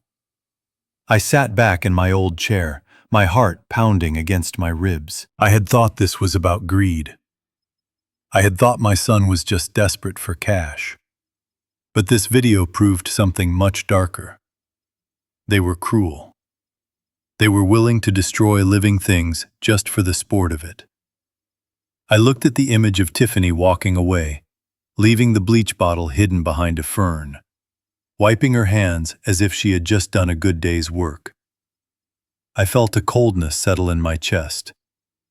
It was the death of the last hesitation I had. A man who steals money is a criminal. But a person who kills flowers for fun? That is a sociopath. I saved the clip and named it Evidence Number 1. I looked at my hands. They were clenched into fists. I wasn't going to fix the orchids. I couldn't. They were already dead. But I was going to make sure that the weed that had taken root in my family was pulled out by the roots. I checked the other cameras. The house was watching. And I was no longer the prey. I was the hunter. And the hunt had just begun. The smell of sawdust and motor oil has always been my sanctuary. It is the scent of honest work, of things built with hands and sweat, not with lies and signatures on stolen paper. I sat on my old stool in the corner of the garage, the one with the cracked leather seat that molded perfectly to my tired bones. My hands, rough and scarred from 50 years of guiding chisels and saws, held the iPad Preston had mocked me for owning. He thought I was too old to understand technology. He thought I was just a senile old man who could barely operate a television remote. But fear is a powerful teacher, and the need to protect what is yours can sharpen a man's mind faster than a whetstone sharpens a blade. The house was quiet for the first time in weeks. Preston and that viper he married, Tiffany, had gone out to some high society brunch, probably to spend money they did not have or to brag about the inheritance they thought they had already secured. They had left Bea alone. My stomach twisted with guilt. I should have been in there with her. I should have been the shield standing between her and their cruelty. But we had agreed to this plan. I needed to see what happened when the wolves were away and the sheep was left unattended. Or at least, that is what I thought I was doing. I tapped the screen, my calloused finger bringing up the live feed from the camera I had hidden in the living room inside the hollowed-out base of the antique grandfather clock. The image was crisp. There she was, Beatrice, my Bea. I expected to see her sitting in her favorite armchair, perhaps darning one of my old socks, or reading one of those paperback romance novels she bought from the thrift store for $0.25. I expected to see the woman I married, a woman of simple pleasures who found joy in the blooming of a rose or the smell of fresh bread. I wanted to see her safe, resting from the torment my son put her through. What I saw instead made the breath catch in my throat. Bea was not knitting. She was not reading. She was standing by the large oak dining table, but her posture had changed completely. The slight stoop she carried, the one I attributed to her age and years of hard work in the garden, was gone. Her back was straight as a steel rod. Her chin was lifted. The gentle, almost timid woman who flinched when Tiffany raised her voice had evaporated. In her place stood someone I did not recognize. She reached into her oversized knitting bag, the one she carried everywhere. But she did not pull out yarn. She pulled out a laptop. It was not like the cheap plastic one I used to check emails. This machine was sleek, matte black, and looked heavy. It looked industrial, military. The kind of equipment you do not buy at the local electronics store. She opened it with a practiced, fluid motion, her fingers dancing across the keyboard with a speed that made my head spin. I turned up the volume on the iPad, pressing the speaker against my ear. The silence of the living room was broken by a sharp electronic chime as a video call connected. A face appeared on her screen, though I could not see who it was from my angle. I could only hear Bea. "Guten Morgen, Herr Schmidt," she said. I nearly dropped the iPad. German. She was speaking German. And not just the clumsy phrases a tourist might know. Her voice was guttural, precise, commanding. It was the voice of someone who gave orders, not someone who took them. She listened for a moment, nodding sharply. Then she switched, effortlessly, like flipping a switch on a power saw. "Non, c'est inacceptable. Je veux voir les chiffres avant midi." French. Fluent, rapid-fire French. "No, that is unacceptable. I want to see the numbers before noon." I sat there in the dark garage, my mouth hanging open. Who was this woman? I had been married to her for 2 years. We met at the community garden. She told me she was a retired nanny. She told me she lived on a small pension. I had bought her dinner at the diner on Tuesdays because I thought she needed a hot meal. I had bought her that winter coat because I thought hers was too thin. I felt a flush of heat rise up my neck. Had I been the fool? "Listen to me closely," Bea said, switching to English now. Her tone was ice cold. It lacked all the warmth I knew. It was a voice that could cut glass.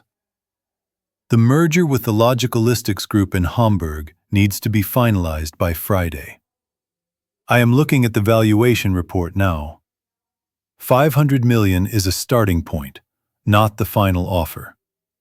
Squeeze them. They are desperate, and we are not. 500 million. The number echoed in the garage, bouncing off the walls where my rusty tools hung. $500 million. I looked at the grease stains on my pants. I looked at the old Ford truck I had kept running with duct tape and prayer. My wife was discussing $500 million, while sitting at a table my son wanted to sell for scrap. She paused, listening to the person on the other end. Then she laughed. It was not her usual soft chuckle.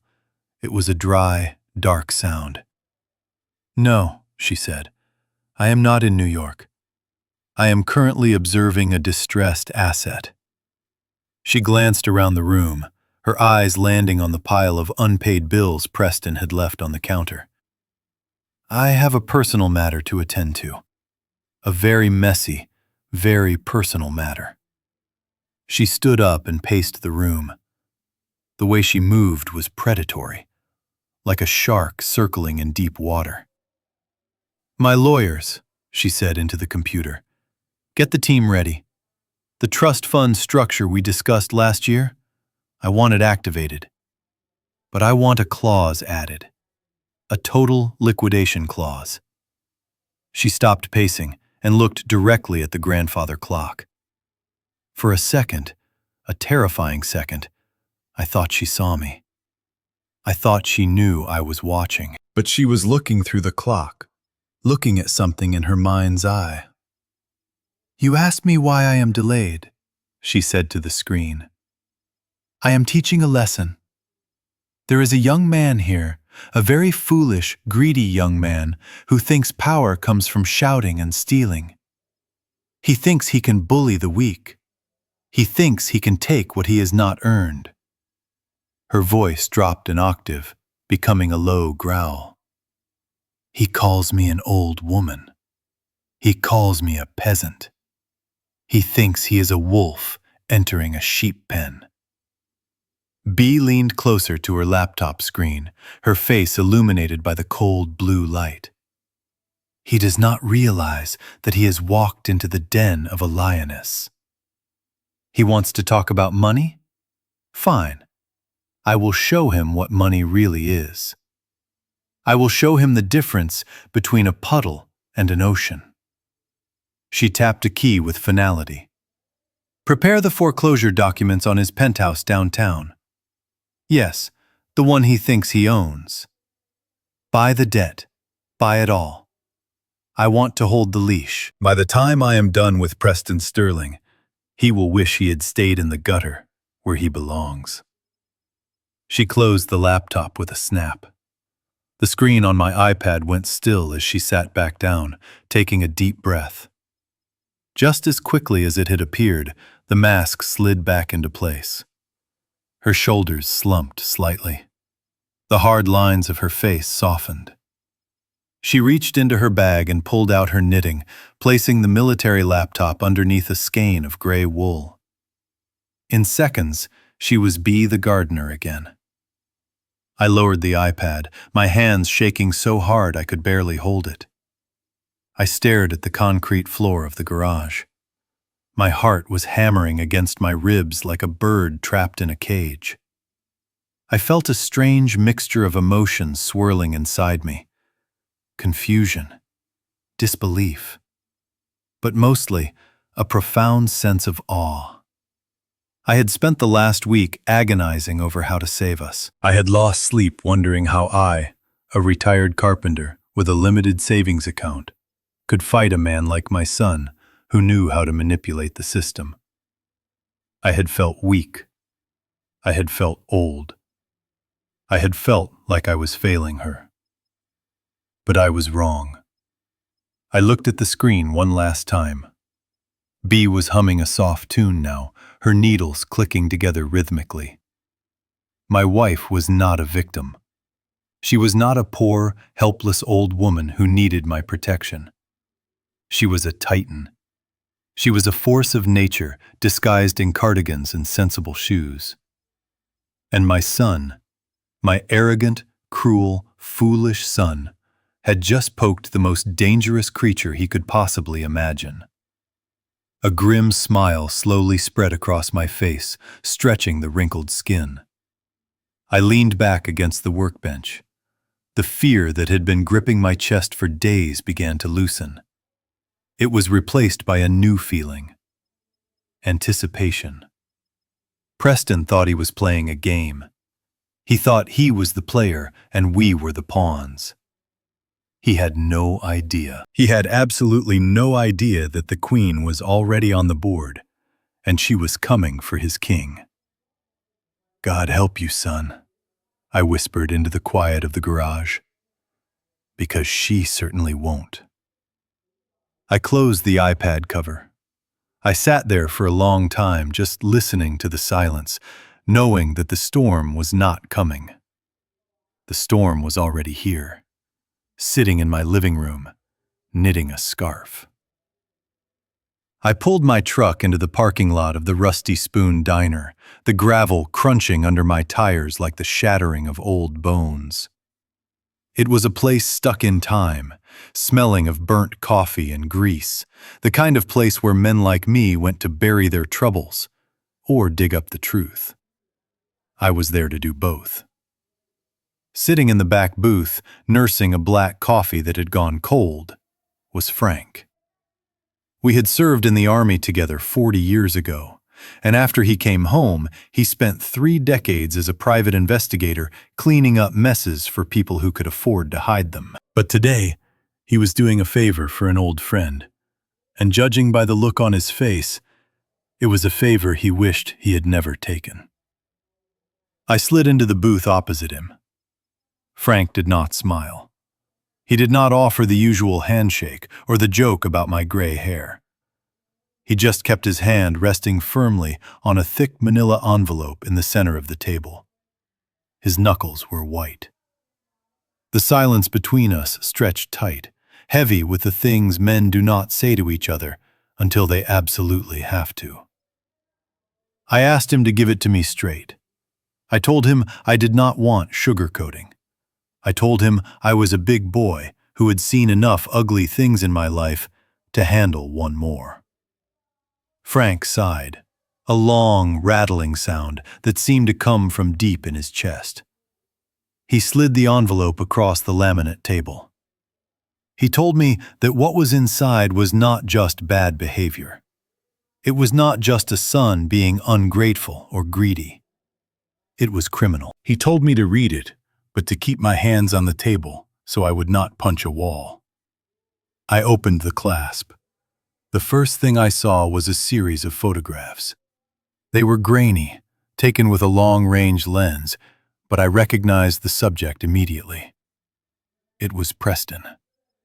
He was standing on a street corner downtown, handing a briefcase to a man I did not know. Then there were documents, bank statements, emails. But the most damning thing was a photocopy of an official letterhead from the Federal Bureau of Investigation. My breath caught in my throat. I looked up at Frank, waiting for him to tell me it was a mistake. But Frank just shook his head. He told me that my son was not an investor. He was not a financial genius. He was running a Ponzi scheme. A classic, dirty, low-down pyramid scam. He had been taking money from retirees, from teachers, from small business owners, promising them massive returns on a cryptocurrency algorithm that did not exist. He was paying the old investors with the new money, skimming the top for his penthouse, his designer suits, and Tiffany's jewelry. But the house of cards had collapsed. Frank pointed to the date on the FBI letter. They were building a case. Indictments were coming down the pipeline. Preston knew it. He was drowning, and he was thrashing around looking for anything that could keep him afloat for just a few more days. That was where I came in. That was where my house came in. I turned the page and felt a cold chill run down my spine that had nothing to do with the diner's air conditioning. It was a loan application. A high-risk, short-term loan from a lender that operated out of the back of a pawn shop in the bad part of town. The collateral listed was my property, my home, the house I built with my own 2 hands, the house where I raised him. The value was listed at $1.5 million. Frank leaned in, lowering his voice. He told me the plan. Preston needed that money not to pay back his investors, but to run. He had a flight booked for Mexico City on Saturday morning, one way. He and Tiffany were going to take the cash, leave the country, and leave the ruin behind them. They were going to vanish, leaving me and hundreds of other victims to pick up the pieces. But the knife went deeper. There was one last document in the folder. It was a glossy brochure for a place called Shady Oaks. The name sounded pleasant enough, but I knew the place. It was a state-funded facility 2 counties over. It was the kind of place you sent people when you wanted them to be forgotten. It was understaffed, underfunded, and smelled of urine and despair. It was a warehouse for the dying. Paper-clipped to the brochure was an admission form. It was already filled out. Name of resident, Henry Sterling. Reason for admission, advanced dementia and inability to care for self. Signature of guardian, Preston Sterling. The date of admission was set for this Friday afternoon. I stared at the paper. The letters swam before my eyes. Friday. That was 2 days away. The plan was simple and demonic. He would force me to sign the power of attorney on Friday morning, claiming it was for insurance or taxes. He would use that signature to sign the house over to the loan sharks. He would take the money. Then, he would drop me off at Shady Oaks, claim I was senile, and drive straight to the airport. He was going to sell his father into a living hell so he could sip margaritas on a beach with stolen money. I felt a tear slide down my cheek. It was not a tear of sadness. It was a tear of pure, molten rage. I had spent my life protecting that boy. I had sanded down the sharp edges of the world so he would not get hurt. I had worked double shifts so he could have the education I never had. And this was his repayment. He did not just want my money. He wanted to erase me. He wanted to discard me like a broken tool that was no longer useful. Frank reached out and put a hand on my shoulder. He asked me what I wanted to do. He said we could go to the police right now. We could hand this file over to the feds and have him arrested before dinner. I closed the folder. The sound was like a gunshot in the quiet diner. I told Frank no. The police would take too long. The law was clumsy. If we went to the police now, Preston might get wind of it. He might run early. He might destroy evidence.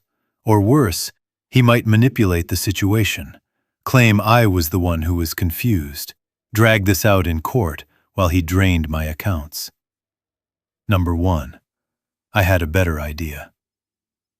I had a partner now, a partner who knew about money, about laws, and about sharks.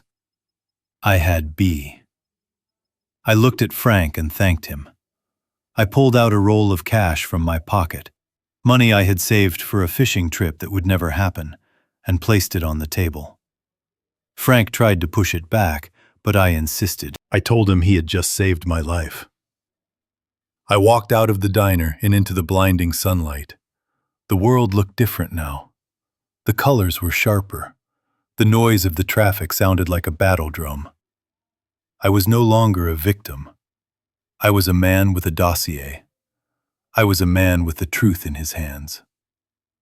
I got into my truck and threw the envelope onto the passenger seat. I looked at it one last time.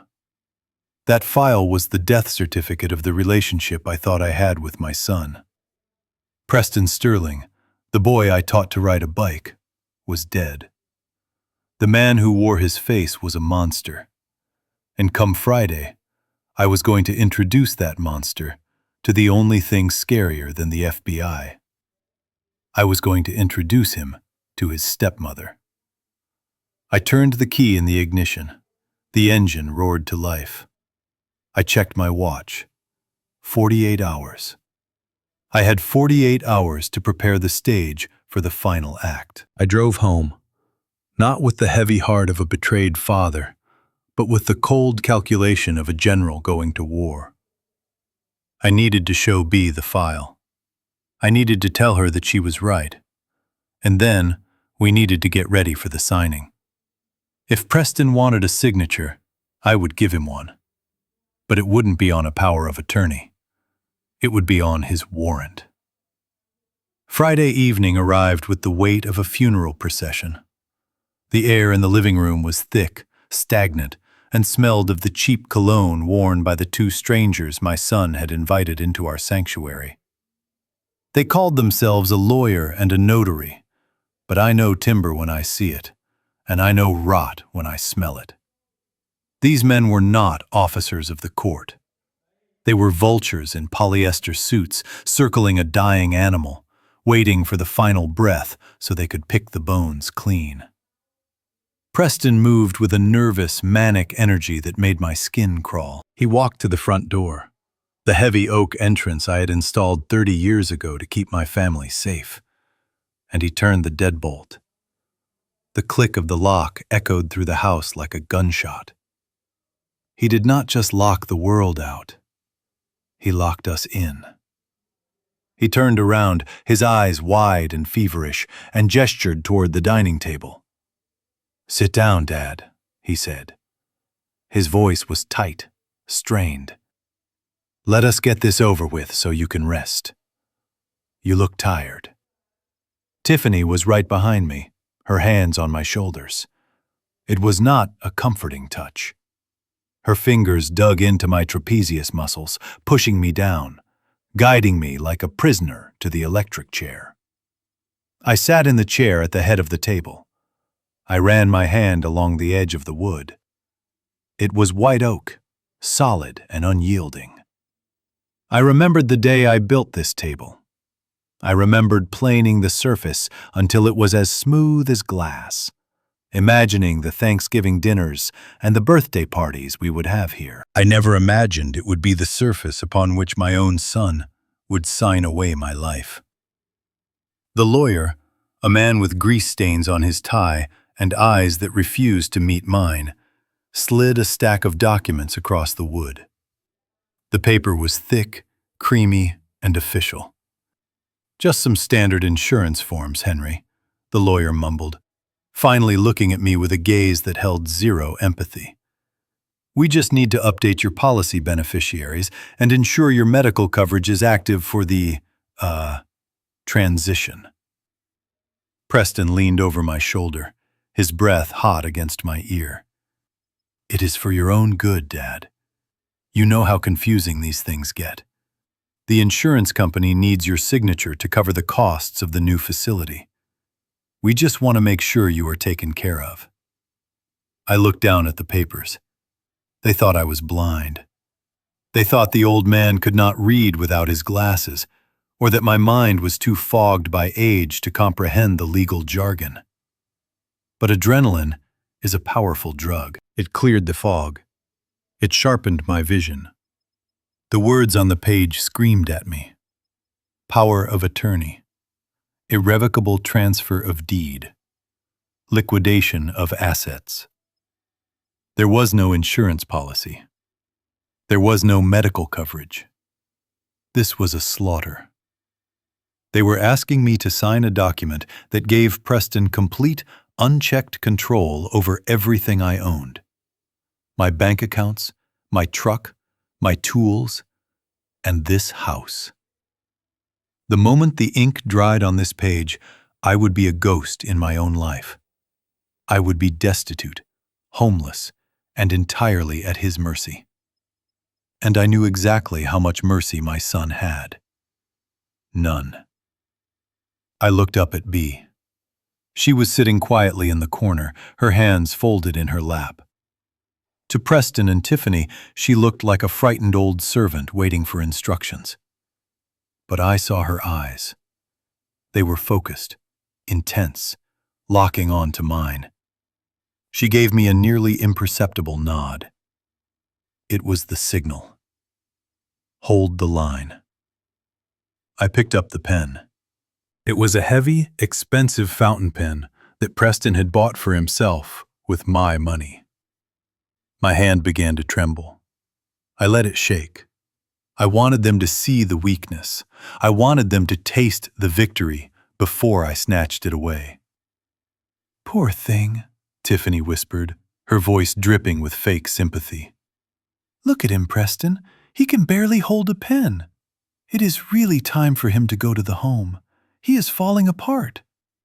"Just sign right there, Dad," Preston urged, tapping the signature line aggressively.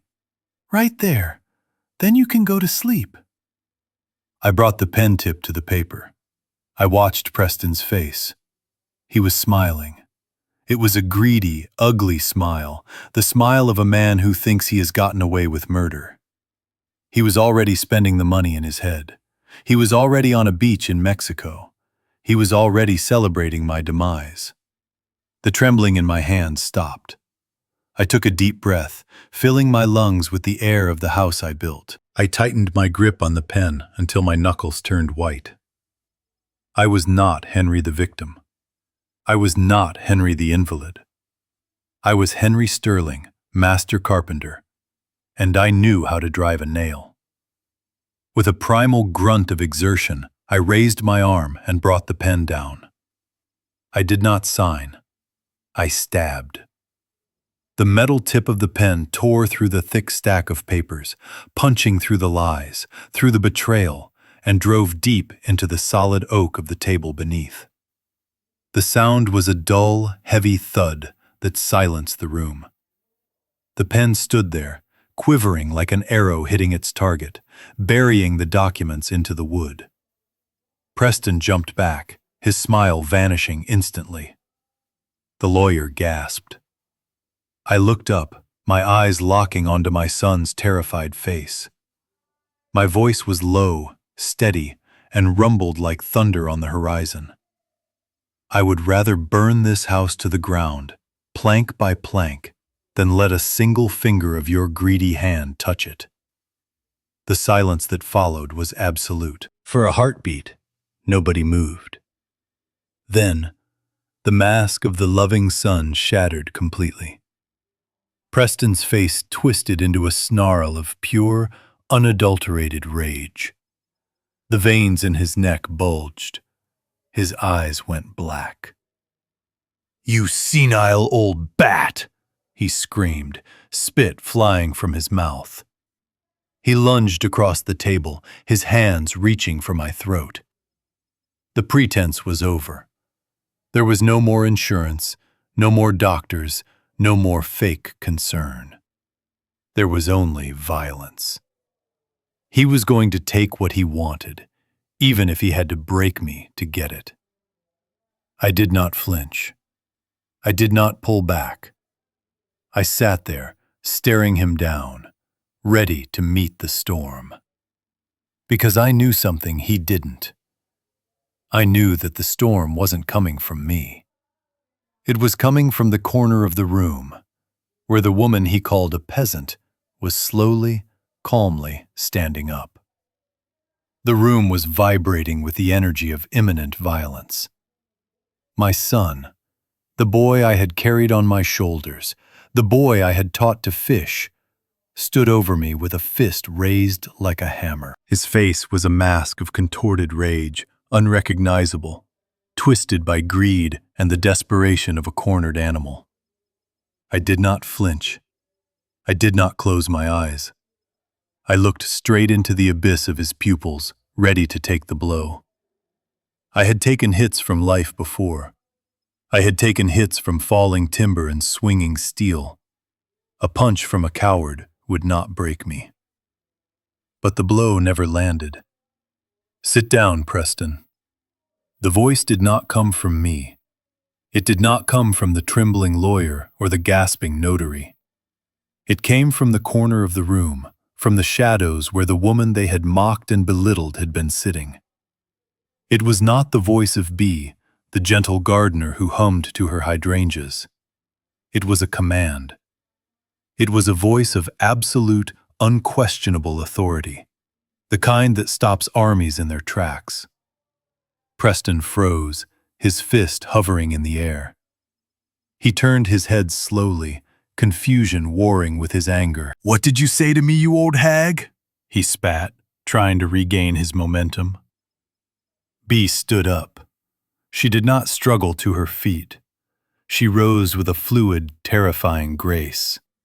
She smoothed the front of her simple cardigan, but the gesture looked less like tidying up and more like a warrior checking their armor. She walked toward the light of the chandelier, and for the first time, Preston really saw her. He saw the steel in her spine. He saw the cold, calculating intelligence in her eyes that burned brighter than any diamond Tiffany had ever demanded.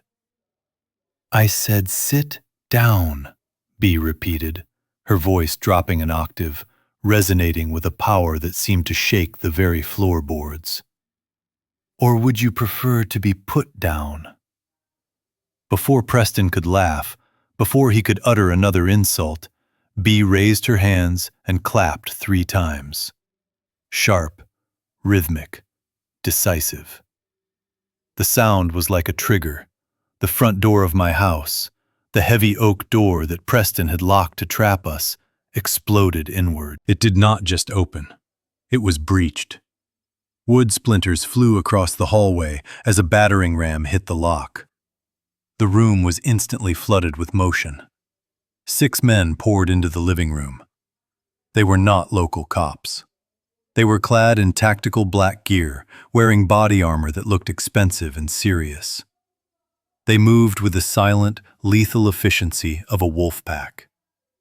On their chests, embroidered in silver thread, was a logo I did not recognize. But the word security was clear enough. "On the ground, now!" one of the men roared, his voice leaving no room for argument. Preston stumbled back, tripping over his own feet.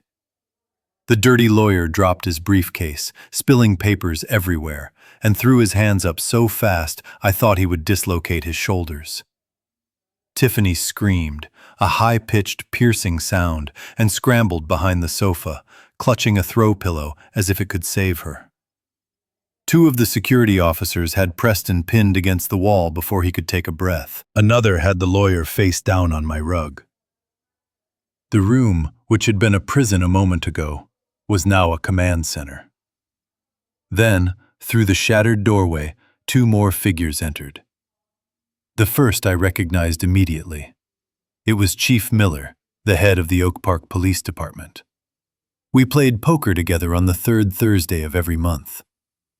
He looked at me, gave a brief, apologetic nod, and then turned his stern gaze to my son. The second man was a stranger, but he radiated wealth.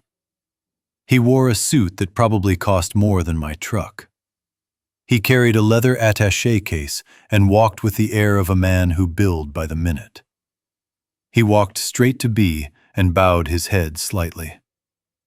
"Mrs. Sterling," the man said, "the perimeter is secure. The local authorities have been briefed." "Thank you, Arthur," B said calmly. She did not look surprised. She looked bored. Preston, pressed against the wall with his cheek squashed against the plaster, managed to choke out a few words. "Chief Miller, what is going on? Help me! This woman is crazy. She hired mercenaries. Arrest her!" Chief Miller stepped forward, adjusting his belt. He looked at Preston with a mixture of pity and disgust. "I am not here to arrest her, Preston. I am here to ensure the safety of a high-profile citizen and to execute a federal warrant." B walked over to the dining table. She picked up the pen I had stabbed into the wood. She pulled it out with a single, sharp tug and tossed it onto the floor. Then, she took the folder Arthur handed to her. She threw it onto the table. It landed with a heavy slap right on top of the fake insurance papers. "Let us clarify the situation," B said, her voice cutting through the whimpers coming from Tiffany behind the sofa. She looked at the lawyer on the floor. "Get him up. I want him to hear this." The security guard hauled the lawyer to his feet. "You are disbarred as of this morning, Mr. Jenkins," B said, not even looking at him. "The ethics committee received a very interesting package of recordings an hour ago. You will be lucky if you only lose your license and not your freedom. Get him out of my sight." The guards dragged the weeping lawyer out the door. B turned her eyes to Tiffany. "And you," she said softly. Tiffany peeked out from behind the sofa, her mascara running down her cheeks. "You complained about the smell of this house. You complained about the furniture. You treated a man who built a life for his family like he was a burden." B signaled to Arthur. The man pulled a document from his case. "We have video evidence of you tampering with Mr. Sterling's medication, throwing away his personal property, and verbal abuse," Arthur recited in a monotone voice. "That constitutes elder abuse, a felony in this state. But we also have the medical report from the doctor you bribed. He flipped on you, Mrs. Sterling. He admitted there is no pregnancy. There never was. It was a coercion tactic." "Henry," B said, looking at me, "did you hear that? There is no grandchild. It was just another lie to get you to sign." My heart broke and healed in the same second. I wasn't going to be a grandfather, but I also wasn't going to be a victim of their trap. I looked at Tiffany. She looked small, pathetic. "And finally," B said, turning to face Preston. The guards spun him around so he had to look at her. My son was shaking. He was sweating so profusely his shirt was clinging to his chest. "Who are you?" he whispered, his voice trembling. "You were just a gardener. Dad picked you up at a community center." B smiled. It was a smile that didn't reach her eyes. "I am a gardener," she said. "I like to prune dead branches so the tree can survive. But before I retired to my garden, I was the CEO of Beatrice International Holdings." Preston's eyes went wide. The name meant something to him. Even I had heard of it. It was a conglomerate, a massive entity that owned real estate, shipping, and financial debt. "I looked at your portfolio, Preston," B continued, picking up a piece of paper from the file. "It is a disaster. You are not just broke. You are in a hole so deep you can see the magma. You owe money to investors. You owe money to banks. And you owe a significant amount to a private lending firm called Cerberus Capital." Preston turned pale. That is private. How do you know that?" "Because I bought Cerberus Capital this morning," B said casually, as if she were saying she bought a loaf of bread. The silence in the room was deafening. "I own your debt, Preston," she said, leaning in close to his face. "Every cent, every IOU, every reckless gamble you made, I own it all. Which means I own you." She stood back and looked at Arthur. "Execute the foreclosure on his penthouse," she ordered. "Freeze his offshore accounts, and hand the evidence regarding the Ponzi scheme over to the FBI agents waiting outside." "FBI?" Preston squeaked. B nodded. "They have been building a case, but they needed the final piece of the puzzle. I gave it to them. I gave them the ledger you were hiding in your golf bag." Preston's knees gave out. If the guards hadn't been holding him, he would have collapsed. He looked at me, tears streaming down his face. Dad, Dad, please. You can't let her do this. I am your son. Tell her to stop. Dad, please. I looked at him. I looked at the man who had mocked my wife, who had tried to steal my home, who had planned to throw me into a dying house. I looked at the man who had tried to gaslight me into thinking I was insane. I stood up slowly. My legs were steady. I walked over to Bea and took her hand. It was warm and strong. I do not have a son, I said, my voice calm and final. My son died the day he decided his father was just an asset to be liquidated. I turned to Chief Miller. Get them out of my house, Chief. They are trespassing. Preston screamed as they dragged him out. Tiffany wailed as she was handcuffed. But I did not watch them go. I was looking at my wife. I was looking at the woman who had hidden her crown to live a simple life with me, but who had put it back on the moment I needed protection. She looked tired. The adrenaline was fading. She looked at me, a question in her eyes, wondering if I was angry about the deception, wondering if I was afraid of who she really was. I lifted her hand to my lips and kissed her knuckles. Remind me, I said softly, never to make you angry about the laundry. Bea let out a laugh, a real, genuine laugh that broke the tension in the room. She squeezed my hand. The house was quiet again. The door was broken. The table was scarred. But the rot was gone. We were alone, but for the first time in a long time, we were safe. And I knew, as I looked at the carnage of legal papers on the floor, that the rebuilding could finally begin. Not the house. The house was fine. But the life. Our life. I stood on the front porch and watched the red and blue lights of the police cruisers painting the neighborhood in a chaotic, silent rhythm. The neighbors had gathered on their lawns, their faces illuminated by the flashing strobes, whispering behind their hands.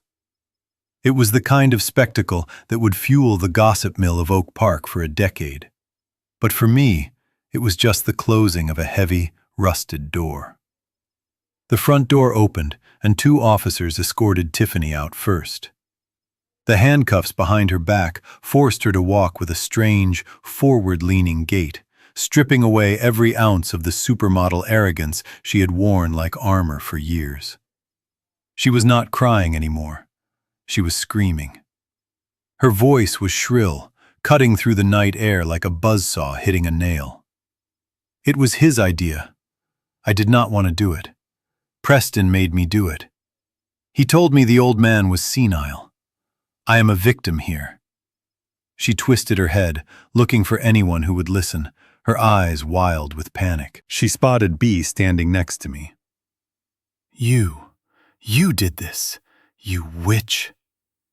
The officer gently but firmly guided her into the back of the squad car, cutting off her venom mid-sentence. Then came Preston. He walked out with his head down, flanked by 2 federal agents. He looked smaller than I had ever seen him. The expensive suit was rumpled, his tie was askew, and the confidence that had defined him was gone, replaced by a trembling, pathetic fear.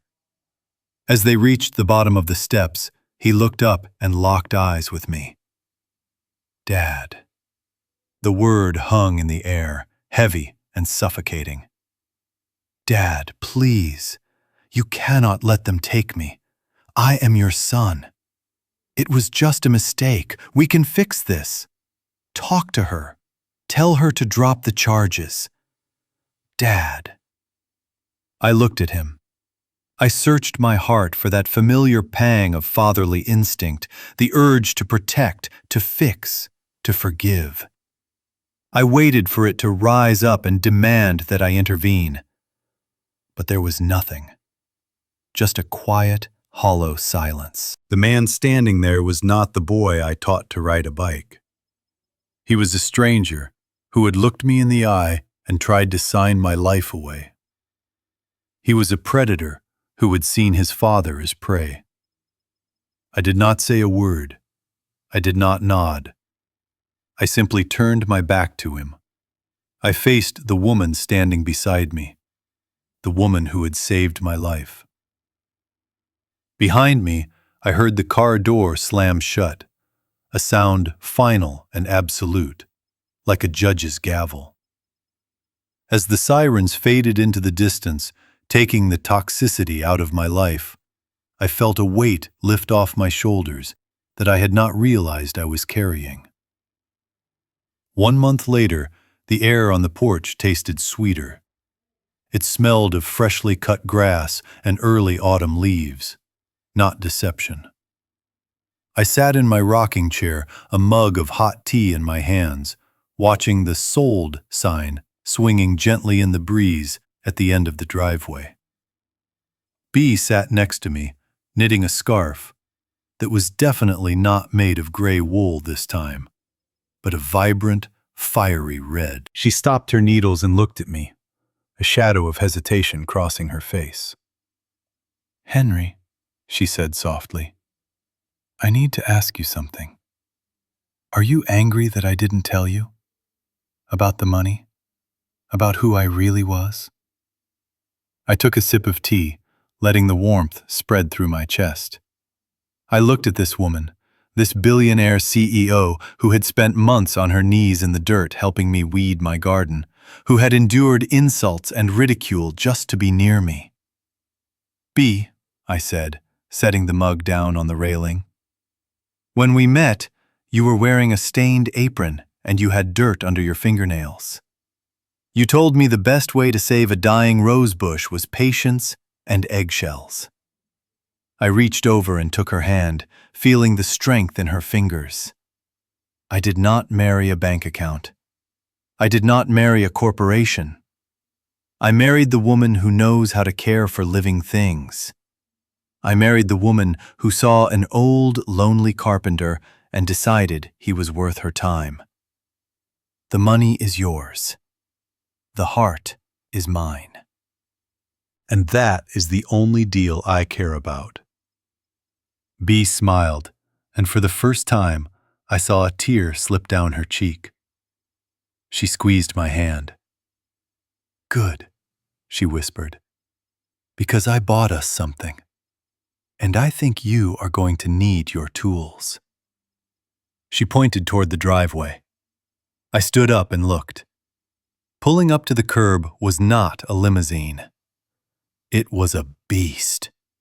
It was a 40-foot, top-of-the-line recreational vehicle, a land yacht that shimmered in the sunlight. It had slide-outs, solar panels, and enough storage for a full workshop. I turned to her, my jaw dropping. "You said you always wanted to see the Grand Canyon," she said, her eyes twinkling with mischief.